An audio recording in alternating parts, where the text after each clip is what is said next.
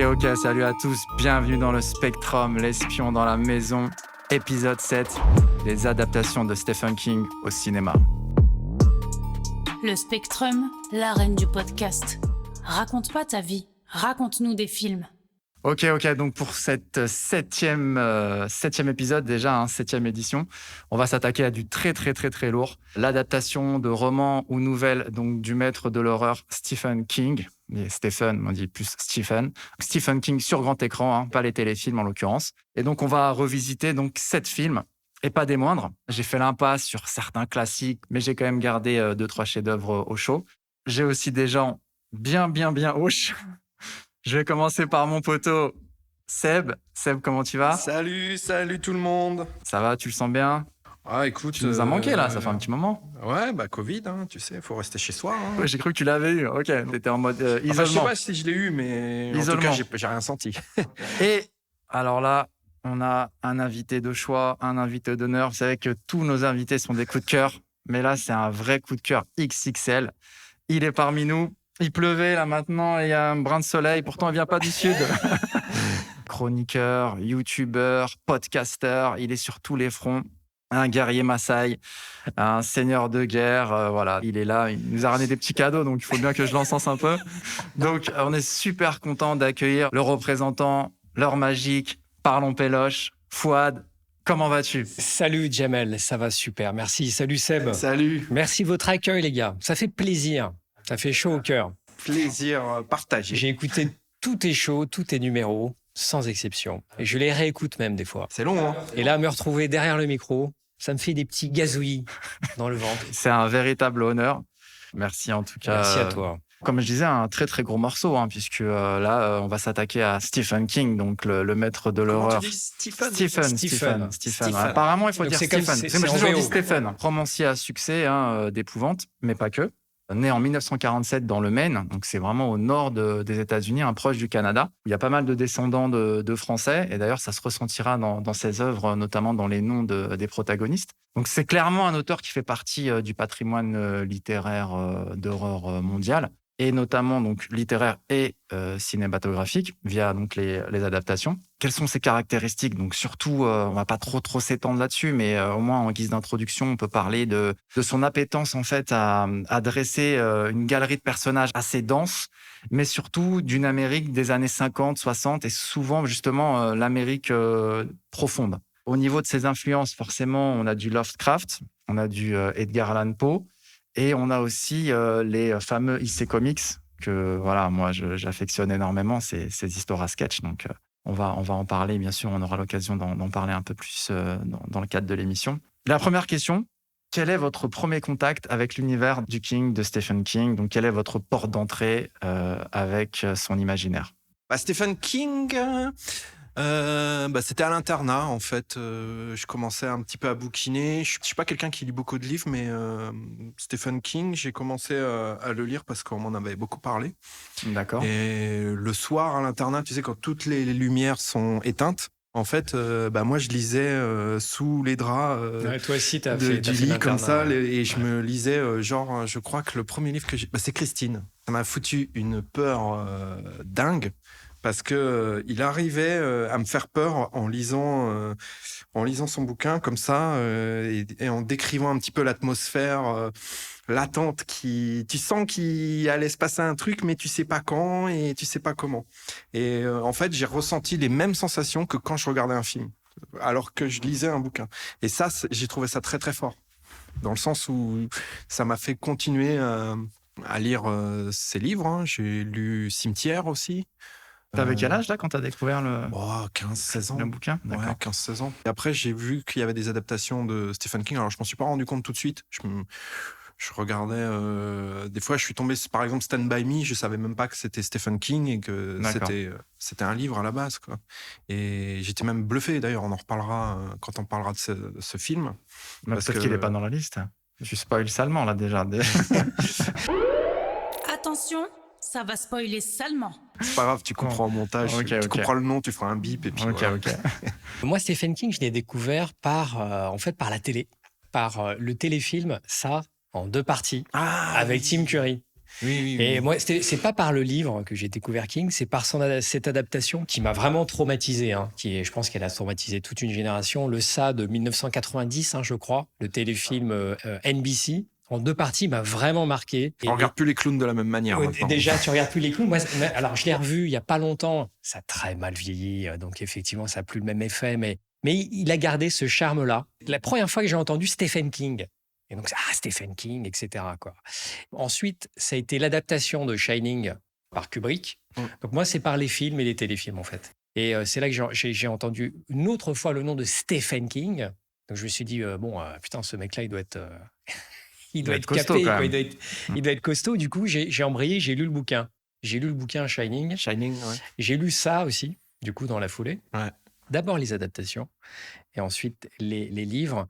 Et alors, bizarrement, j'ai pas lu énormément de livres de King parce que j'ai dû en lire 3 ou 4. Parce que je trouve que Stephen King, alors total respect, je suis pas là à dire par rapport à son style d'écriture, je vais pas faire le critique littéraire, mais je trouve qu'il y a un peu trop de virgule, mais bon. Et il a des super histoires. Il a des histoires de ouf, des super concepts de malade. Mais je trouve que après, il rajoute trop de sauce, quoi. Trop de couches. Il y a trop de trucs. Et je m'y perds. Tu as ça, typiquement, ça, c'est génial. Il y a trop de trucs. Ça part dans le folklore indien, etc. C'est trop pour moi, en fait. Et c'est pour ça que j'ai toujours préféré ces nouvelles. Les adaptations de ces nouvelles aussi font des très grands films. Ce qui était troublant, c'est que c'est les mêmes initiales que Stanley Kubrick. Donc c'est SK. Ah, c'est pas faux. Donc voilà ma rencontre avec Stephen. Et qu'est-ce que tu as préféré, les livres ou les adaptations ? Franchement, les livres que j'ai lus, et pour les avoir comparés aux adaptations, typiquement Shining, Christine, je préfère les adaptations. En fait. Je préfère les adaptations. Ouais, vraiment, honnêtement. Je préfère les adaptations parce que elles sont. Le style d'écriture de Stephen King, il est hyper. C'est écrit comme un scénario déjà. Ces bouquins sont très visuels. Tu le disais tout à l'heure. C'est préadapté quoi en fait. C'est très. Des très fois imagé, le mec. Ouais, il décrit même l'endroit. On sait très bien à quel endroit de la pièce est le personnage. C'est ça. ouf, C'est quoi. très visuel. Des fois le mec il a déjà vendu les droits avant d'avoir fini le bouquin. Donc quand il écrit le bouquin, il sait déjà que ça va devenir un film ou un téléfilm. Donc c'est déjà donc c'est pour ça qu'il rajoute un petit peu de détails. Voilà, c'est ça. Et je trouve que les nouvelles, c'est bien parce que ce sont des petites histoires et ça va droit au but et ça, c'est beaucoup plus efficace en fait. Consciemment, c'est comme toi, Fouad, c'est le téléfilm Ça. C'est la première fois où je vois d'après une adaptation de Stephen King. Donc on l'a tous vu, je pense, sur M6. Sur M6 en 2 parties. Donc ça, c'était consciemment, mais inconsciemment, en fait. Et c'est un très, très gros problème. Alors je vais vous dire un truc très personnel. La série La 5e dimension. Alors, je ne sais pas pourquoi ils ont appelé ça la 5e dimension. Alors, ce n'est pas les premiers en noir et blanc. La 5e dimension, pas la 4e. Non, la 5e. En VO, ça s'appelait The Twilight Zone. The Twilight Zone, l'original. exactement. Et donc, en français, c'était la 5e dimension. Ouais, je me rappelle. Et donc, ça passait sur la 5. Les jeunes qui nous écoutent, ils ne peuvent pas connaître. C'est un autre univers, c'est un autre monde, c'est un autre siècle. Et donc, je regarde un épisode qui s'appelle Le spectre de la grand-mère, Grandma en anglais. Et j'ai 6-7 ans. Et là, je peux vous dire que c'est vraiment un traumatisme. Je vous pitch un peu le truc. C'est un jeune garçon de 10-11 ans qui, en fait, pendant l'absence de sa mère, doit s'occuper de sa grand-mère qui est alitée. Et donc, ce qui est génial, c'est qu'ils sont tous les deux. Ce jeune garçon, depuis tout petit, il est terrifié par sa grand-mère. Pourquoi ? Parce qu'il a toujours entendu des choses sur elle. Le dispositif, en fait, du film qui est super intéressant, c'est qu'on entend à voix haute ses pensées. Il est dans une espèce de dissonance, c'est-à-dire qu'il veut s'occuper de sa grand-mère parce qu'elle est âgée, donc il veut l'assister, mais en même temps, elle lui fait très très peur, elle l'horrifie. Au fil de cet épisode, on apprend en fait que sa grand-mère est une sorcière. En plus, c'est passé ça en après-midi. J'avais 6-7 ans. C'est à l'époque, il n'y avait pas de truc de... Après goûter. Voilà, il n'y avait pas, tu sais, youpi, l'école est finie. Il n'y avait pas, tu sais, la trilogie du samedi, tu vas regarder un truc vers 22-23 heures. Non, ils te mettent ça en après-midi. Moi, j'ai 6-7 ans, je regarde ça. Et c'est là où j'ai découvert, je n'avais pas les mots pour le dire, mais le pouvoir de la suggestion. Parce que en fait, la grand-mère, tu la vois pas énormément. Et à un moment, elle lui fait « Ramène-moi du thé !» avec une voix, mec, mais tu pètes un câble.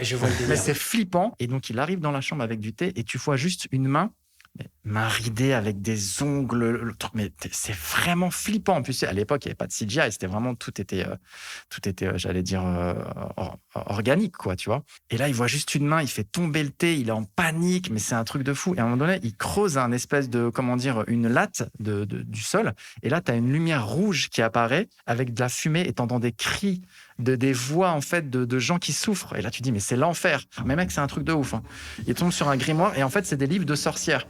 Je te dis, on la voit pas très bien. On sait qu'elle est obèse, qu'elle a des mains mais répugnantes qui font super flipper. Et lui, encore une fois, il est pris dans cette ambivalence de c'est ma grand-mère, il faut que je l'aide, mais en même temps, voilà, j'ai peur d'elle, quoi. Peur, ouais. Je te dis, ce pouvoir-là de suggestion de qu'est-ce qu'il y a derrière. Et puis, tu sais, il prend un téléphone, il fait un cadran à l'ancienne. Et puis, tu sais, vu que l'épisode, il est censé se passer dans les années 60, genre, il entend quelqu'un parler au téléphone.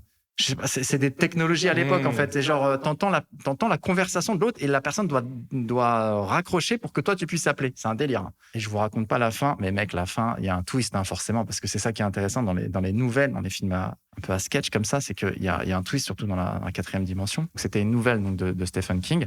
Et il y a quelqu'un qui l'a posté il y a pas longtemps en VF sur YouTube. Donc, je l'ai revu, je me suis replongé dedans.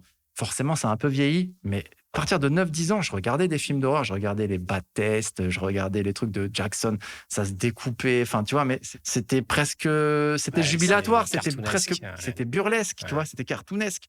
Branded, ouais, The Society de Brian C'est Usna. du gore. Donc voilà, c'est du gore, mais tu sais, t'as 11 ans, tu regardes ça avec tes refs, ouais. ça fait pas hop, en fait, tu vois des jambes découpées, des zombies, tu rigoles, en fait, nous on regardait ça, on rigolait. C'est de l'épouvante, en fait, t'as découvert l'épouvante. Voilà, puis les c'est trucs ça. avec les sorcières, moi, Voilà. ça m'a toujours fait flipper. Et dernière petite précision, il s'avère en fait que le premier réalisateur qui devait être sur cet épisode, c'était William Friedkin, le réal de L'Exorciste. Imagine. Les souvenirs qui t'ont marqué à 7-8 ans, tu les oublies jamais, quoi. Ouais. Moi, c'est pareil, hein, c'est vraiment... En plus, on a une autre vision à C'est 7-8 ans. Tout est disproportionné. Oui, c'est vrai. Tu vois ce que je veux dire? On est petit, les proportions tout nous paraît très grand. Et t'y crois, quoi. Ouais. Puis notre imagination est très fertile, hein, à cet âge-là. C'est clair.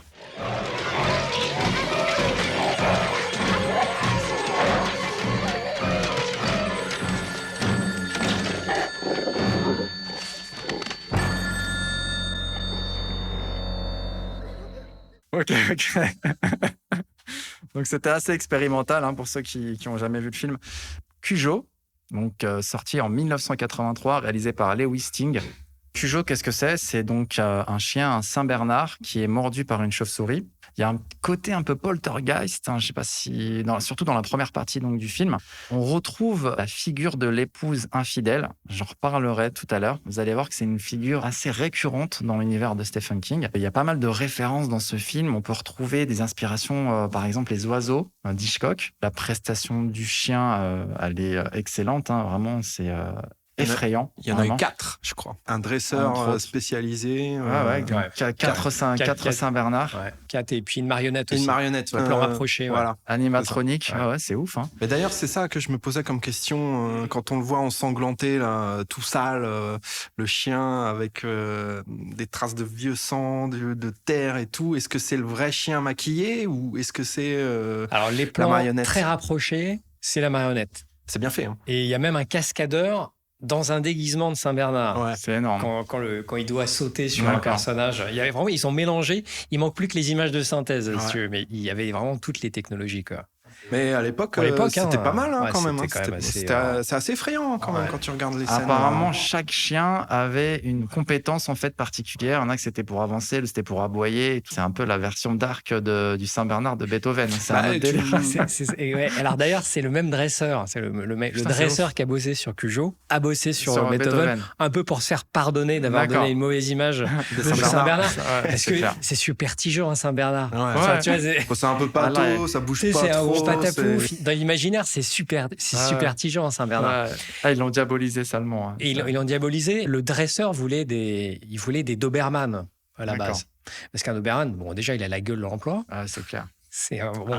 C'est une bonne tête de méchant. Ouais. Puis il est athlétique, quoi. Donc il saura faire. Et le réal a dit non, on reste fidèle au roman.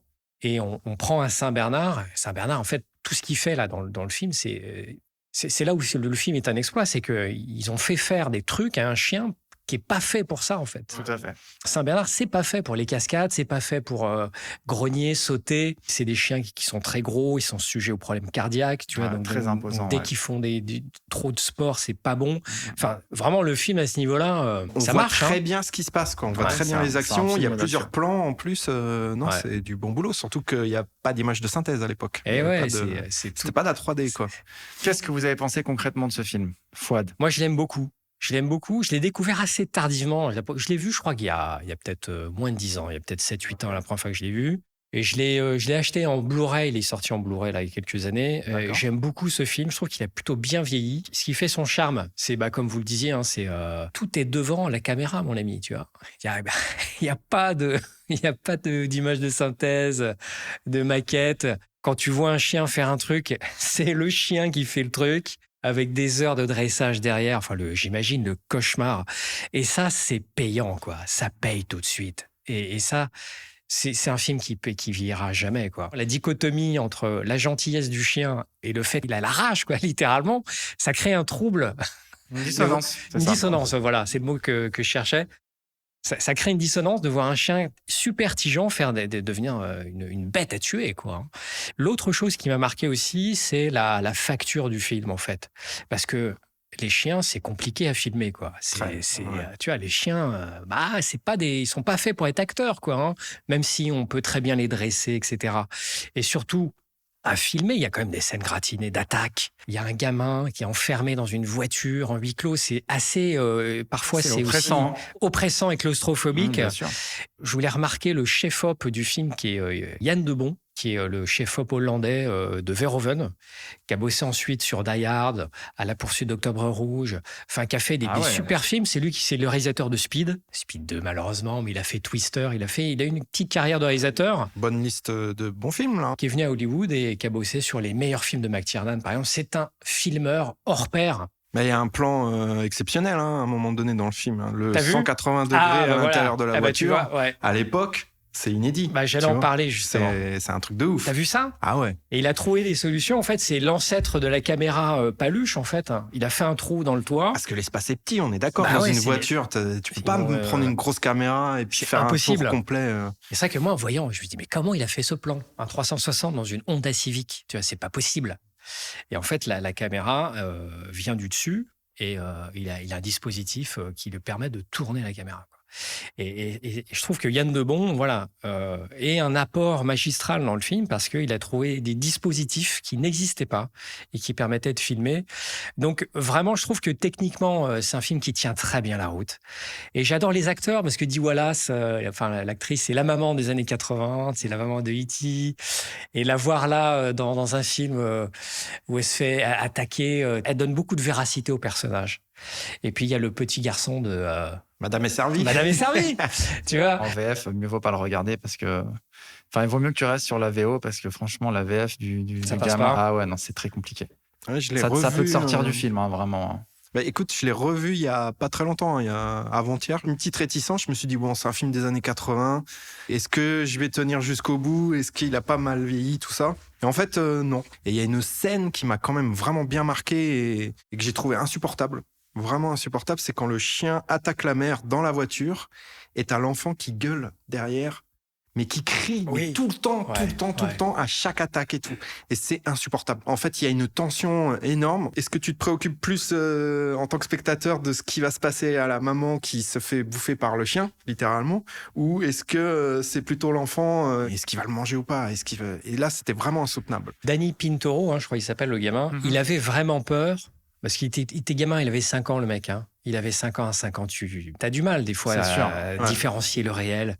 Et il y a des plans où il a vraiment peur, en fait. Il est vraiment terrorisé. Il est vraiment terrorisé par ce qui se passe, en fait. Et Dee Wallace c'était là, entre les prises, à lui dire t'inquiète pas, mon chéri, c'est pour de faux, etc. Et ça rejoint ce que tu dis. Il était crédible. Hein. Très crédible. Il a transmis sa peur. Hein, il transmet sa peur. J'ai pas mal de films comme ça que j'avais pas vus à l'époque à cause, en fait, ça peut paraître très bizarre, mais à cause des affiches.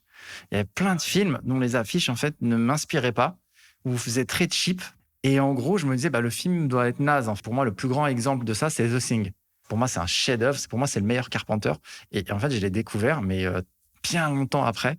Et À à cause de chaque l'affiche. fois, dans les vidéoclubs, je ne louais pas parce que l'affiche ne m'inspirait pas. L'affiche de The Thing. Ouais. Ah ouais. Non, je sais pas, ça me parlait pas en fait. Et Cujo, pareil. Il y a des films comme ça que j'ai pas vus et du coup, je les redécouvre, mais en plus en HD, je les apprécie encore davantage en fait qu'en VHS, parce que moi personnellement, je suis pas du tout un nostalgique de la VHS. Ton ressenti sur le film, t'as passé un bon moment? J'ai passé un bon moment. Après, franchement, je vais pas vous mentir, j'ai eu un petit peu plus de nostalgie que de frayeur en regardant ce film, Ah ouais. parce qu'il y a vraiment tous les codes dans les couleurs. Je me suis retrouvé un petit peu dans mon enfance dans les années 80 et ça m'a fait plaisir parce que c'était la période où je regardais aussi. C'était la période des gros films d'horreur, des gros classiques, Vendredi 13, tout ça. Et j'étais fan de ça. Moi, j'adorais avoir peur, quoi. Je me sentais bien vivant comme ça. Et aujourd'hui, en regardant un film comme ça, quand je vois par exemple la scène de la chauve-souris et tout, bon, pour moi, c'est pas la meilleure adaptation de Stephen King, à savoir au niveau des cadrages et tout ça. Par contre, une chose est sûre, c'est que t'as de l'émotion, t'as la tension, c'est bien retranscrit. Et j'ai passé un bon moment. Au début, hormis moi le plan subjectif que je trouve Ouais. super bien fait Au au départ début. quand il Ouais. course le lapin là. Oui, ouais. Ça, j'ai Sympa, beaucoup cette aimé scène, en fait, ouais. ce plan subjectif. Et après, au tout début, au niveau de quand l'apparition en fait du générique, je trouvais qu'il y avait un petit côté téléfilm. C'est ça. J'ai Ouais. l'impression de regarder un téléfilm. cinq. Ouais, voilà, la fameuse Et 5. pourtant, il y a quand même des exploits quand on parle de la caméra 360. Mais t'as vu, Il y a hein. des petits coups de C'est génie. très contextualisé années 80, c'est-à-dire que l'image se fige, puis après tu as le générique. Oui, c'est ça. Voilà, c'est ça. ça c'est un peu une C'est qu'il convention. il y a beaucoup de statique. Il y a beaucoup Oui, de plans c'est ça statiques. ouais. Ça, c'est une convention en fait des années 80 C'est et vrai. ça donne un petit peu ce côté téléfilm. Vous savez que Stephen King se base beaucoup sur son propre vécu quand il écrit Ouais. ses histoires. Là, il s'avère en fait que c'était pas la voiture, mais c'était sa moto qui était tombée en panne. Et donc, il est parti dans un D'accord, garage et le d'accord. garagiste avait ce fameux Saint-Bernard. Ok. Et c'est comme ça qu'il a Voilà. écrit Putain, le la génie nouvelle. du mec. Hein. J'imagine bien, je pense que Stephen King, au moment où il a vu le Saint-Bernard, il a eu peur. Tu vois, et il s'est dit. Probablement. Parce que c'est ça, en fait, c'est toutes ces frayeurs qui remontent. retranscrit. Et Nous, on irait c'est au ça. garage, ça nous ferait chier, on serait là en train de râler, on trouverait la facture trop chère, ça nous emmerde. Lui, c'est un moment d'inspiration. Voilà. Aller au garage. Je pense qu'il c'est avait ouf, hein. jamais vu un chien aussi imposant. Ouais. C'est limite un petit Yeti, quoi. Tu vois, le gars, il Mais voit ouais, ça, il dit, un Saint-Bernard. il dit c'est, qu'est-ce que c'est? Donc il avait jamais vu et vu avec son esprit, voilà, où il va aller sur d'autres Ouais. choses. Tout de suite, il a eu cette idée-là. c'est- Et Puis puis, c'est traumatisant quand même, cette idée de voir un animal aussi gentil à Mais la ouais, base, qui devient une horreur absolue. t'imagines? C'est vraiment un point fort du film. moi, je voulais aussi parler de la figure vengeresse de ce Saint-Bernard. Je sais pas si vous l'avez décelé, parce Ah. que en Alors fait, là, oui, il y a une tu figure. m'intrigues. Oui, il y a Ouais. une figure vengeresse parce que Comment ces ça? personnes qui sont tuées dans le film, elles sont en fait coupables d'un acte ou d'un méfait. T'as le petit jeune qui lui survit et là, le chien ne le tue pas. Il va s'attaquer uniquement à certains profils. Il y a un vieux mec dans une casse, tu vois pas ce qu'il a fait. Mais tu sens qu'il est un peu louche. Tu vois ce que je veux pas dire? net. C'est pas la pureté du petit jeune qui est là et qui crie Cujo, Cujo. Quoi, j'en reviens à ça parce que la figure vengeresse, puisque on sait que la mère est donc infidèle, donc c'est peut-être aussi cet adultère-là qui est un peu comme dans les films à sketch, tu vois, de Creepshow et des Contes de la Crypte. Et donc, elle est punie parce que dans le roman, l'enfant meurt à la fin. Ce qui n'est pas le cas D'accord. dans le film. Quand tu lis le livre, tu peux te dire que sa punition à elle, carrément le décès de son enfant, qui est pire en fait que son propre décès à elle, parce que ça la touche encore plus. Je me suis posé cette Bien question-là. vu, Je bien ne vu. l'ai pas lu quelque part. Il y a Ouais, c'est peut-être ce intéressant. truc-là. Ouais. Il y a certaines personnes qui sont sauvées, d'autres non. Pourquoi? Il y avait aussi une force paranormale avec le placard qui justement influençait aussi le chien. C'est pour ça qu'on dit des adaptations, parce que c'est pas le film qui est complètement adapté littéralement. Il y a quand même des changements, des scénaristes qui rebossent dessus et qui retravaillent un peu le. De toute façon, projet, quoi. c'est impossible d'adapter clairement. Parce que c'est et- trop long, en Littéralement, plus, ouais, c'est- oui, c'est c'est trop trop long. chiant. C'est Ah c'est ouais, pas puis il y a possible. des choses qui passent Ouais, pas. il y a des choses qui passent pas. Ouais. Qui passe pas le cap de l'adaptation. Alors, ce qui est marrant, c'est que dans le film, Dee Wallace, alors, ce que j'avais oublié, c'est en fait, c'est un triangle amoureux, tu vois. C'est tendresse et passion un peu, tu vois. C'est ça? C'est une histoire de coucherie. Exactement. C'est, Une histoire de céréales aussi. Alors, c'est marrant parce que son amant dans le film, c'était son mari dans la vie. Dans la vie, ouais. Christopher Stone. Ils étaient un couple à la ville, comme pour se remettre de toutes ces sensations. Elle est partie faire avec son mari après la série Lassie.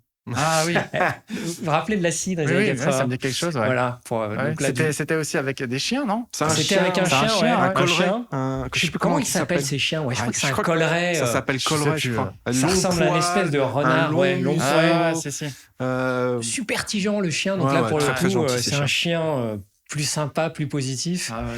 Aujourd'hui, ne serait-ce que parce que ce genre de film ne se fera plus. Aujourd'hui, on se prendrait plus la tête à prendre un chien, quoi, en fait. Partiellement, quelques scènes, quelques plans. Mais je pense qu'aujourd'hui, typiquement, Cujo, ce serait 80% d'animatronique et d'images de synthèse, quoi. Ouais. Ne serait-ce que pour ça, je trouve que le film est remarquable. Je trouve qu'il tient très bien la route. Et Lewis Sting, il a réalisé un autre film, une autre adaptation de Stephen King, Cat's Eyes. Je sais J'ai pas vu. Voilà. Ça, Je l'ai pas vu. Et au Je début, connais le dessin Ah ouais. animé Cat Size, mais je Ouais. pense que ça n'a rien à Ça voir. n'a rien à voir, au merde. début du film, on a un chat qui se fait courser par un Saint-Bernard. Donc il y a un caméo de Cujo. La course-poursuite s'arrête quand il traverse une route. Les deux animaux manquent de se faire percuter par une voiture. Et cette voiture, elle est rouge et elle ressemble à Christine. C'est un tas de ferraille, Arnie. Je vais pouvoir la retaper. Je suis sûr. Ouais. Une fois réparée, elle va être géniale. Laisse tomber, Arnie. 93 475 miles. Peut-être qu'elle en a même 100 000 de plus. Rien à foutre. Elle doit pas démarrer. Elle va démarrer. Si vous avez ça.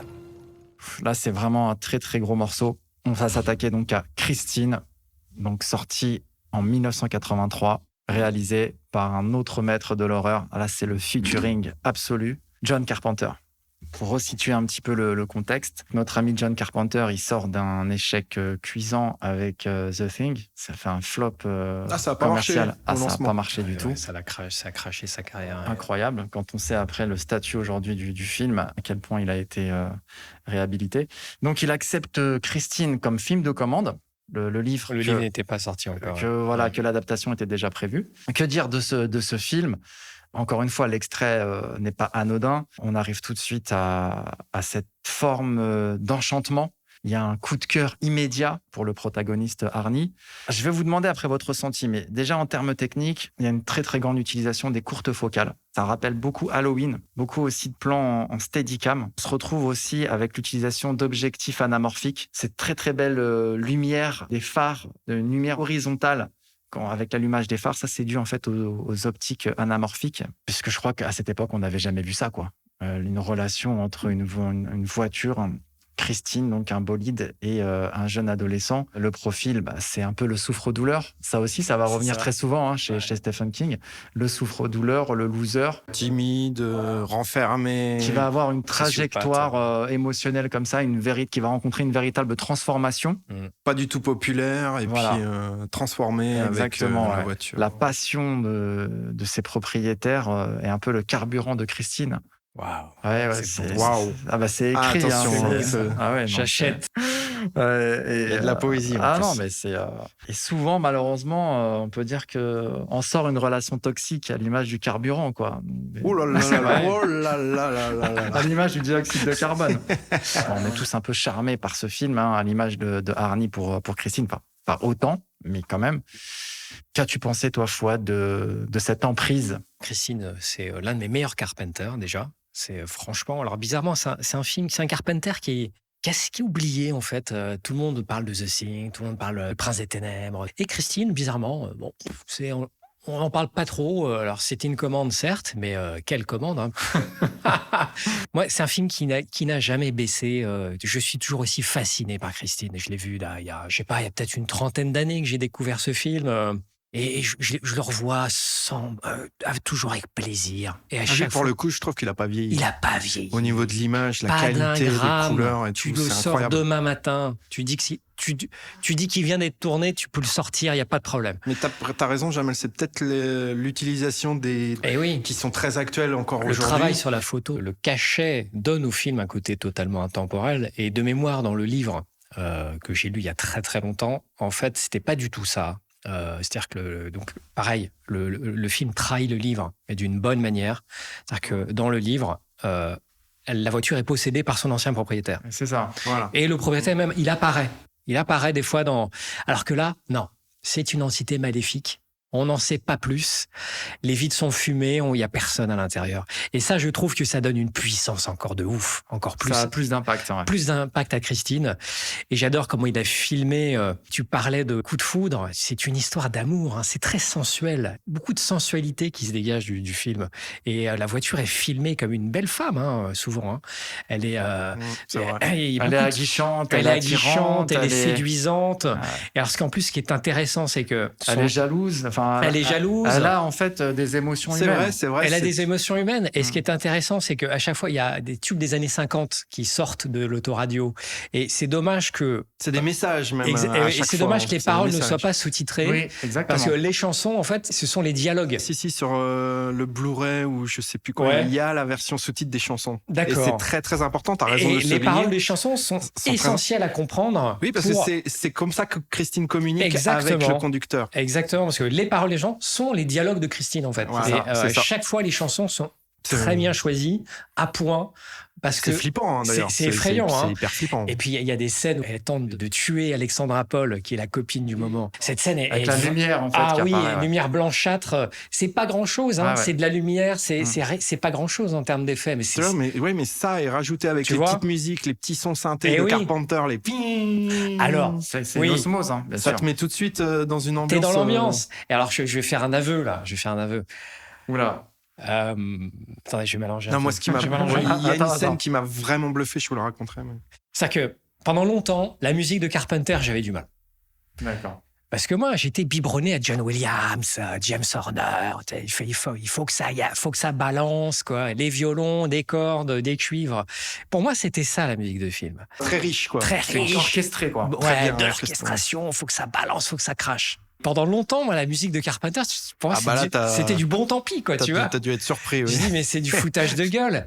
Et en grandissant, en mûrissant, en fait, c'est charmé. C'est super charmé, tu Bah, vois. c'est l'ambiance, en fait. C'est minimaliste. Ouais, c'est ça. Juste ce qu'il faut. Toutes ces musiques sont charmées, en fait. Et moi, il m'a appris un truc, c'est que la musique n'a pas besoin T'as pas besoin d'en faire des caisses, t'as pas besoin. Sa musique est juste, elle donne juste ce qu'il faut, quoi. Et moi, il y a une scène qui, pour moi, est inégalable. Inégalée. J'ai entendu parler d'un remake, mais apparemment, il y a un remake qui est en projet. Ouais. On verra si le film se fait. Mais la scène, Christine est détruite. Bah, c'est celle-là, où elle se reconstruit. Ouais. Quand il lui dit montre-moi ce que t'as dans le ventre. Tin. Mais c'est sexuel, hein.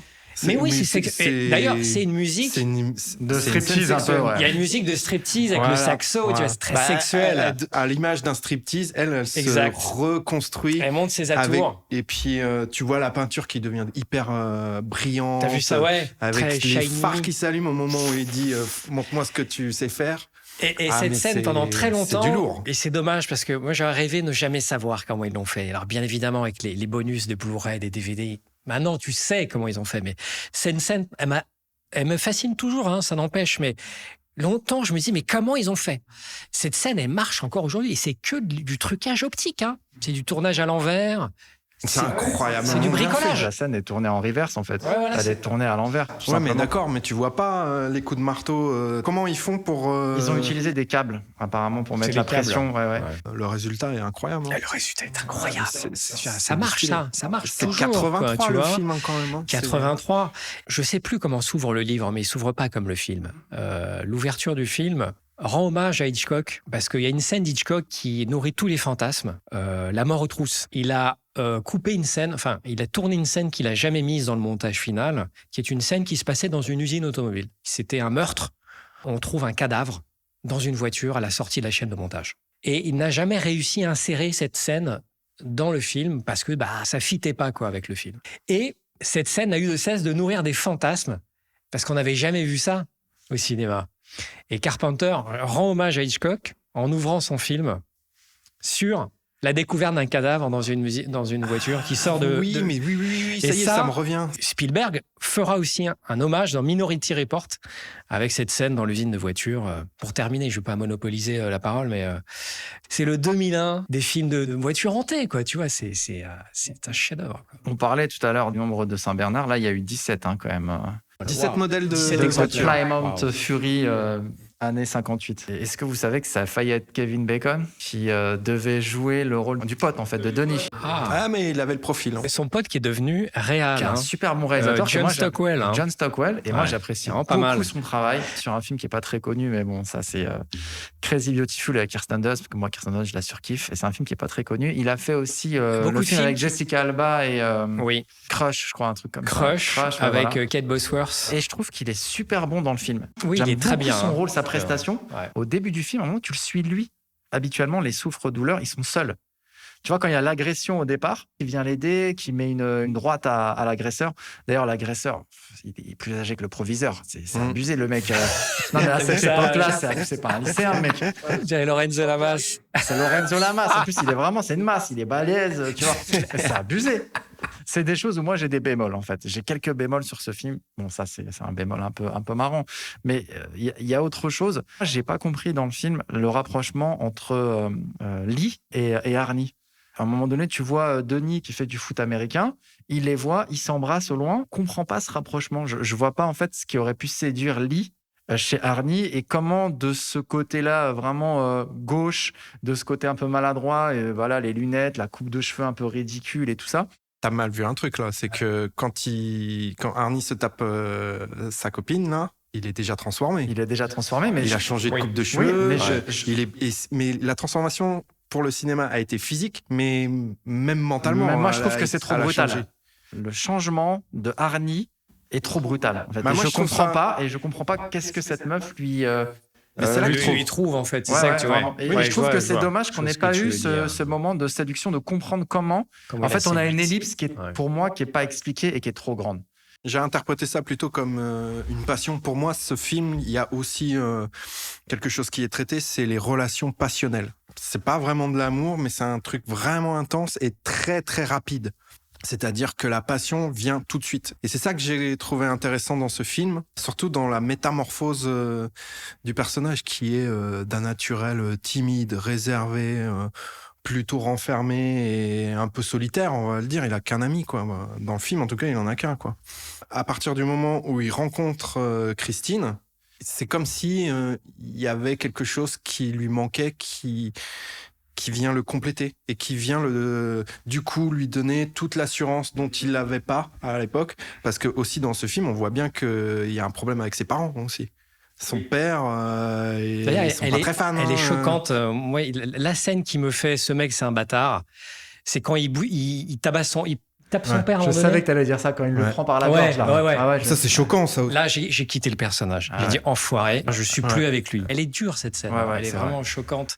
Mais moi, je te rejoins, Jamel, là-dessus. C'est vrai que il y a des trucs qui sont mis aux chausse-pieds et du coup, ils ont coupé des scènes apparemment. Donc c'est même les deux potes, c'est un couple qui est mal assorti parce que le capitaine de l'équipe de foot, Ouais, en il plus, est c'est pas le beau pote. gosse. Il est pas pote avec le nerd. Encore si ça avait été son frère ou son cousin ou un truc, s'il y avait une relation Oui, familiale. Familial, ouais. Tu dis, ouais, l'autre, il essaie de le tirer vers le haut, il a un peu de compassion pour lui, tu vois.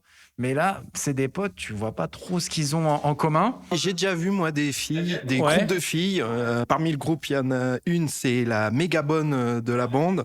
Et elle choisit exprès de traîner avec des filles un petit peu plus moches pour avoir un peu plus de succès. Oui, mais là, vois, c'est oui, pas le on cas va du sortir. personnage. Alors ça, c'est entre Non, mais filles. ça arrive, des gens C'est avec oui, des mais là, filles, ouais, oui, mais là, qui ça- sont ça- pas assortis. c'est vrai, Oui, mais là, qui- ça rentre pas dans ce cadre-là, parce que le mec, il n'utilise pas, en fait, Arnie pour se mettre lui en valeur. Non. C'est pas Ouais. dans ce... Parce que quelles sont leurs occasions d'amitié?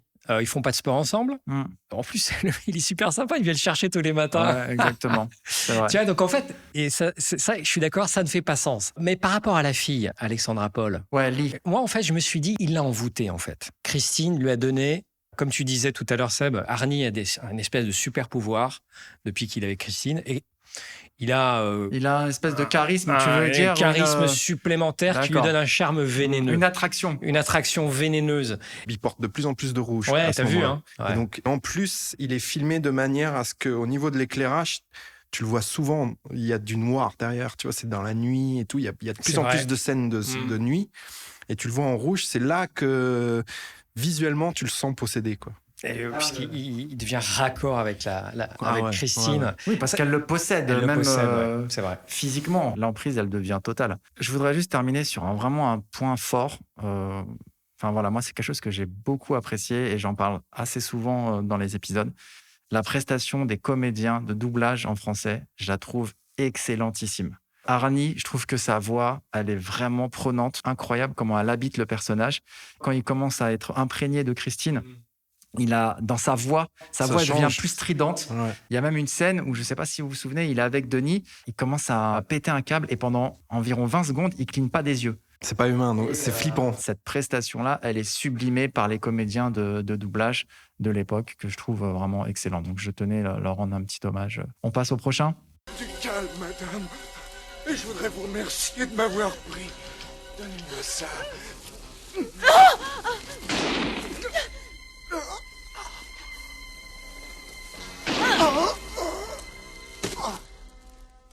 Creepshow 2 de Michael Gornick, sorti en 1987. Le premier Creepshow était réalisé par George Romero, dont on connaît tous le travail sur notamment La Nuit des Morts Vivants. Qu'est-ce que Creepshow ? Creepshow, c'est un film à sketch. Donc on est sur 3 sketchs. Donc ces sketchs qui sont tirés des IC Comics.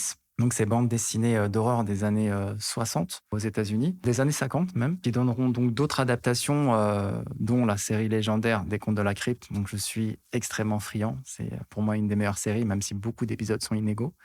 Encore une fois, j'ai une vraie appétence pour ces anthologies d'horreur, de petits courts-métrages comme ça d'horreur.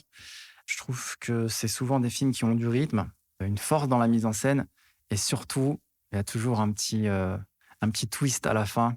Une chute toujours assez savoureuse, comme pour parler comme Fouad. T'as faim, en fait, quand t'écoutes Fouad, après t'as la dalle, t'as envie de manger des trucs. Un maître gastronome. Chef Fouad. Là, on se retrouve avec, comme je disais, 3 histoires, 3 épisodes. Donc, le vieux chef tête de bois, le radeau et l'autostoppeur dont on vient d'entendre un extrait. Initialement, il devait y avoir 5 épisodes, comme le premier Creepshow, mais à cause de restrictions budgétaires, ils en ont gardé finalement que 3. Qu'est-ce que vous avez pensé, vous, de ce film ? Est-ce que vous êtes friand de ce style ? Voilà, je vous écoute. Moi, je connaissais pas les Creepshow, mais j'adore, comme toi, les Contes de la Crypte. Hein. Je surkiffe. J'ai vu même les longs métrages Bordello of Blood. Il y a eu 1 ou 2 longs métrages adaptés des Contes de la Crypte. Les Creepshow, j'ai beaucoup entendu parler. C'était, voilà, je savais que ça existait. Et ça mélangeait l'animation avec le live. Et pour être honnête, j'ai pas vu le 1, peut-être que le 1 est mieux. J'étais un peu déçu parce que j'ai trouvé l'ensemble assez cheap, en fait. Très cheap. Après, tu me diras, c'est pas grave. Le budget ne fait pas tout. Mais en fait, j'ai l'impression de voir des histoires que j'avais déjà vues. Les copains qui vont nager au lac, j'ai déjà vu. Le radeau, bon, voilà, j'ai déjà vu ça. Le premier est pas mal. L'Indien, c'est plutôt pas mal, même si c'est très cheap, je trouve, au niveau des effets spéciaux. Je sais pas combien ils avaient de budget, mais ils devaient pas avoir tout le budget nécessaire pour les effets spéciaux. Surtout 3 en court-métrage avec un budget d'un film, en fait. Oui, en fait, c'est ça. Hein, c'est le budget d'un long. Pour moi, la longueur n'a rien à voir. Il y a quand même des comédiens à payer, il y a des décors à faire et tout. Que le film dure 20 ou 1h30, il faut les payer, quoi. J'ai l'impression d'avoir vu des choses que j'ai déjà vues en mieux. Notamment dans La 4e dimension et Les Contes de la Crypte, en fait. Voilà. Alors, le dernier est rigolo aussi, parce qu'il y a un caractère un peu social, mais il me semble qu'il y a plein d'épisodes qui jouent déjà de ça. Je trouve, 1, les idées pas très originales. 2, l'exécution est très cheap, en fait. Voilà. Je suis curieux de voir le 1, pour le coup, puisqu'il y a un grand nom qui est attaché au 1, George Romero. Ça a été assez sympa de voir Holt McCallany, un de ses premiers rôles, tout jeune. Il joue un Indien, je crois, dans le premier épisode, qui est le grand acteur américain qu'on voit notamment dans la série Mindhunters. Dans le dernier épisode, il y a une actrice qui a joué dans un James Bond aussi. Dans Moonraker, ouais. Dans Moonraker, la James Bond Girl, ouais. Qui joue la James Bond Girl. Ouais. J'ai pas d'autre chose à dire. C'est un peu déçu. Beaucoup de hype autour de Creepshow. Je m'attendais vraiment à un truc un peu au-dessus, quoi. Moi, j'ai bien aimé. Alors, je l'ai regardé il y a très très longtemps, hein, donc j'avais un regard d'adolescent. Moi, ce qui m'a beaucoup plu, c'est le fait de de venir dans une BD. Tu vois les pages qui se tournent et tout d'un coup, il y a un épisode. Après, il y en a un autre qui vient. J'aimais bien ce format-là, quoi. En fait, j'aimais bien cette dynamique-là. Pour le prix d'un film, t'en as 3. J'ai bien aimé l'épisode de l'Indien. Je te rejoins aussi sur certains épisodes, notamment le radeau. J'avais l'impression d'avoir déjà vu ça dans un autre film. Il n'y a pas vraiment de twist, en fait. Dans le radeau, quand même. Oui, le radeau, oui. Le dernier plan,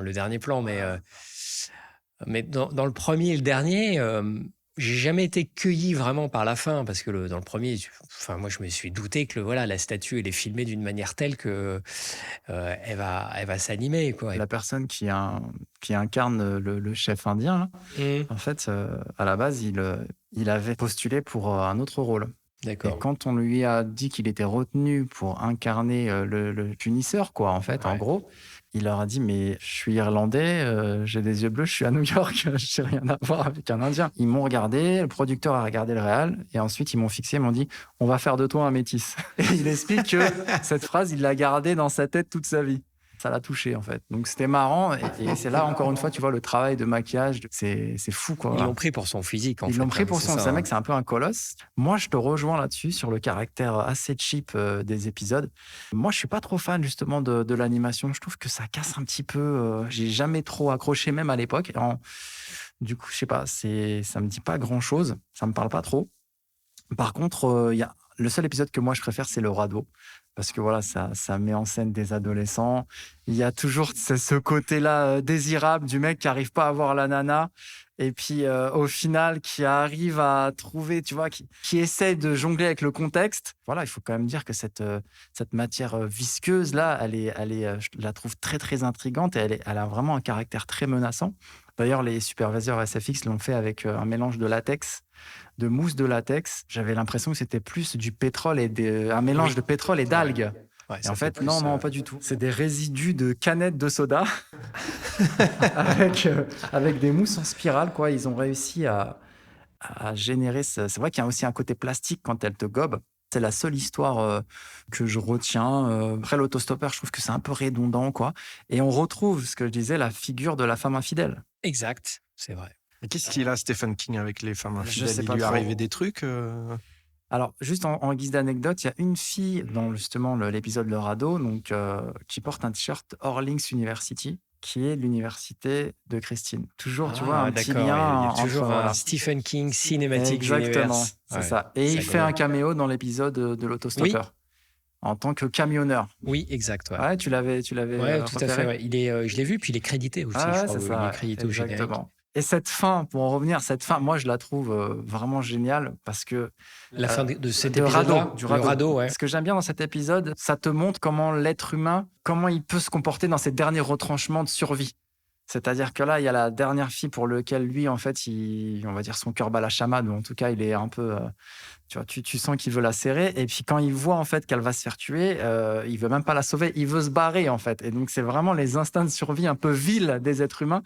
Et moi, j'aime bien ce truc de voir comment les êtres humains se comportent dans le vrai contexte. Et donc, il se barre, et là, il se retourne. Et moi, c'est magnifique, quoi, ce dernier plan. Il dit « je t'ai eu » et tout. Je sais plus ce qu'il dit en anglais, peut-être qu'il l'insulte et tout. Et puis, boum, après, elle le happe. J'ai kiffé. Et puis, l'humour noir à la fin, baignade interdite. Non, mais ça, je surkiffe. Et je trouve que c'est vraiment très, très fidèle à l'esprit des Contes de la Crypte et l'esprit des IC Comics, quoi. Mais sinon, effectivement, pour en venir sur ce que vous dites, voilà, je trouve que ça a mal vieilli. Et apparemment, Creepshow 1, c'est un peu plus humour noir burlesque. C'est un peu moins sérieux que celui-là. Du coup, il a aussi ses fans. Il y a certaines personnes qui pensent que le 2 est meilleur et d'autres qui sont non, c'est vraiment le Creepshow 1 qui est... Donc après, ça dépend. Le côté cheap passe mieux quand c'est de l'humour. Mais je comprends en tout cas que Creepshow... fallait le placer parce qu'il fait quand même partie des films un peu... Oui, certainement. Ouais, il est quand même... C'est une date. Quoi. Voilà. Mais dès lors que... Moi, je pars du principe, si tu sors au cinéma, il faut un minimum, il faut que tu mettes un peu de pognon. Quoi. Faut que je ne leur trouve pas de valeur ajoutée par rapport à un épisode de série télé, par exemple. En termes de facture, tu vois, tu fais ça. Et des épisodes des Contes de la Crypte qui sont mieux foutus. Bien sûr. Et plus budgétés, qui sont plus tunés et plus riches, plus fat visuellement que ça, quoi. Je pense que c'était une franchise qui était haute à l'époque. Il y a un 3e épisode qui est sorti ensuite. Et là, encore plus récemment, je crois qu'il y a encore une série qui est arrivée, mais qui n'a pas forcément marché, quoi. Et je sais que le 3e épisode, par contre, il est vraiment conspué. C'est vraiment pas très bon souvenir, quoi. Vraiment. Les gars, on vous laisse le choix. Tirez-vous sans histoire, on embarque le macabre. Ou alors vous restez, on vous fout une raclée et on embarque le macabre. Vous savez, moi et Billy, on l'a vu les premiers. Verne nous a dit comment vous l'avez retrouvé. Oh, Billy, on n'aurait jamais dû chourer cette voiture. Oh, Billy, je crois que je transformais mon slibard en turbine à chocolat. Oh. Déconne, toi, tu vas roter du sang. Attends. Ok, on passe à Stand By Me, 1987. Rob Reiner. Donc, fin des années 50, 4 préados se lancent dans une aventure à la recherche d'un garçon disparu tout en suivant un chemin de fer. Donc, c'est tiré de la nouvelle Le Corps, donc de Body, donc toujours de Stephen King, bien sûr. C'est une histoire de camaraderie. Je dirais que c'est un peu un breakfast club préadolescent. Donc, un film sur l'amitié, un film sur la nostalgie de l'enfance, un film sincère, parfois touchant, unanimement reconnu comme une très, très belle interprétation des jeunes comédiens, vraiment magistrale pour leur âge, c'est impressionnant. Un hymne à l'amitié. Et il y a aussi des sous-textes un peu plus durs. On va en parler un peu après avoir votre ressenti. Donc, il y a un jeune qui se détache, qui s'appelle Gordy Lachance. Vous avez dit que Stephen King habitait dans le Maine et que, voilà, là, on retrouve justement ses noms français. Will Winton, qui est interprété donc par Will Winton. Donc, c'est le narrateur du film. Donc, on vit l'histoire à travers son regard, notamment quand il est adulte. Donc, il se replonge, en fait, dans ses souvenirs d'enfance, parce qu'il est devenu lui-même écrivain. Toujours aussi ce côté un petit peu... autobiographique ou pas? Oui, une petite mise en abîme, on va dire, de Stephen King. Souvent, il met en scène des écrivains. Quel est votre ressenti par rapport à ce film? On va commencer par Seb. Une des meilleures adaptations de Stephen King, parce qu'on voit un autre aspect, un autre talent que Stephen King a dans son écriture, c'est les émotions. Mais pas les émotions de peur et d'épouvante. Là, c'est vraiment, à l'instar de La Ligne verte et du film qu'on va parler un peu plus tard, j'ai trouvé une humanité incroyable dans ce film-là. Et moi, ça m'a vraiment particulièrement touché parce que les bandes de potes, c'est ce que j'aurais voulu avoir, en fait. Parce que j'ai jamais eu, moi, un cercle d'amis énorme et tout. Je me suis projeté. Et puis, ce côté un petit peu à l'aventure, il y a le train qui est assez présent dans ce film-là. Oui, ouais, c'est vrai. Et en fait, je pense que c'est lié à un épisode de la vie de Stephen King quand il avait 4-5 ans, je crois. Son ami s'est fait percuter par un train et est mort. Et du coup, ça l'a mais complètement sidéré. Si ce livre est sorti, c'est aussi par rapport à ça, quoi. Et c'est que le train est souvent une menace, voilà, dans le film. C'est un guide, puisqu'ils suivent le chemin de fer, mais c'est aussi une menace, quoi. Exactement. D'accord, je comprends mieux. Il a beaucoup recyclé de sa vie, Stephen King. Stephen King, je pense que c'est quelqu'un qui a une imagination incroyable, qui est très très sensible, et du coup, tous ces événements-là, il les stocke dans un coin de sa tête et il les exhorte, il les expurge, ouais. Il les expurge, ouais. Voilà. C'est comme quelque chose de... Comme une thérapie, quoi. Comme une catharsis, c'est fort parce que toutes ces peurs, en fait, sont aussi les nôtres, finalement. C'est vrai, quand on regarde ces films, on a autant peur, quoi.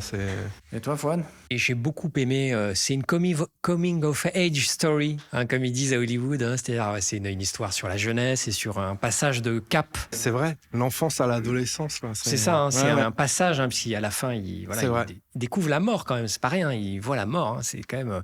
Il y a un truc funèbre dans ce film-là. Il y a le temps aussi. Le temps... le thème de la mort, ce que je disais, c'est qu'il y a un sous-texte, c'est que le thème de la mort est omniprésent, en vérité. Carrément. Du fait du trauma du personnage, avec la mort de son frère.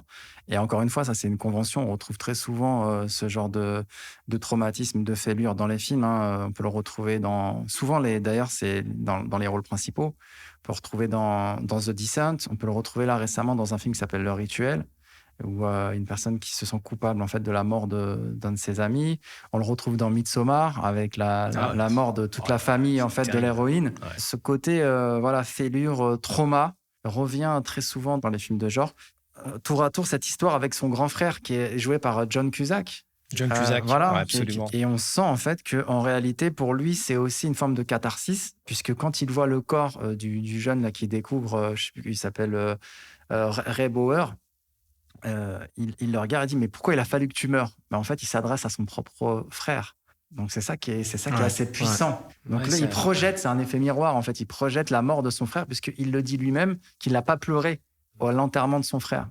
Et il a aussi des images de son père qui lui dit « Pourquoi ce n'est pas toi qui est mort ?» Ça, c'est très violent. C'est terrible. Et puis, il y a aussi ce rapport, tu parlais du chemin de fer, avec un des rôles que je kiffe le plus, moi, c'est Corey Feldman, qu'on retrouve dans les Goonies, que j'ai redécouvert à la Cinémathèque il n'y a pas longtemps dans Lost Boys. Je trouve qu'il est exceptionnel. D'ailleurs, il y a Kiefer Sutherland aussi dans ce film, dans les deux. Moi, c'est mon perso préféré. On sent qu'il y a des velléités suicidaires. Que ce soit pour le personnage de Kiefer Sutherland, qui est aussi dans la voiture et il y a un camion. Enfin, je ne sais pas si vous vous souvenez de cette scène où il est face à un camion. Et il y a cette idée de face à face. d'affronter la mort, en fait, sur ces deux personnages. Et je pense que là aussi, pareil, c'est pas anodin. Donc, ça, c'est un sous-texte aussi qui revient souvent. Après, moi, personnellement, c'est un film que j'ai apprécié. Enfin, je m'attendais à un très, très grand film. C'est un peu dur à dire, mais c'est pas que j'ai été déçu. Peut-être j'ai été un petit peu déçu, ouais. Pourquoi ? Parce que cette partie de l'enfance, j'en suis pas extrêmement nostalgique. Je comprends toute la hype qu'il y a derrière.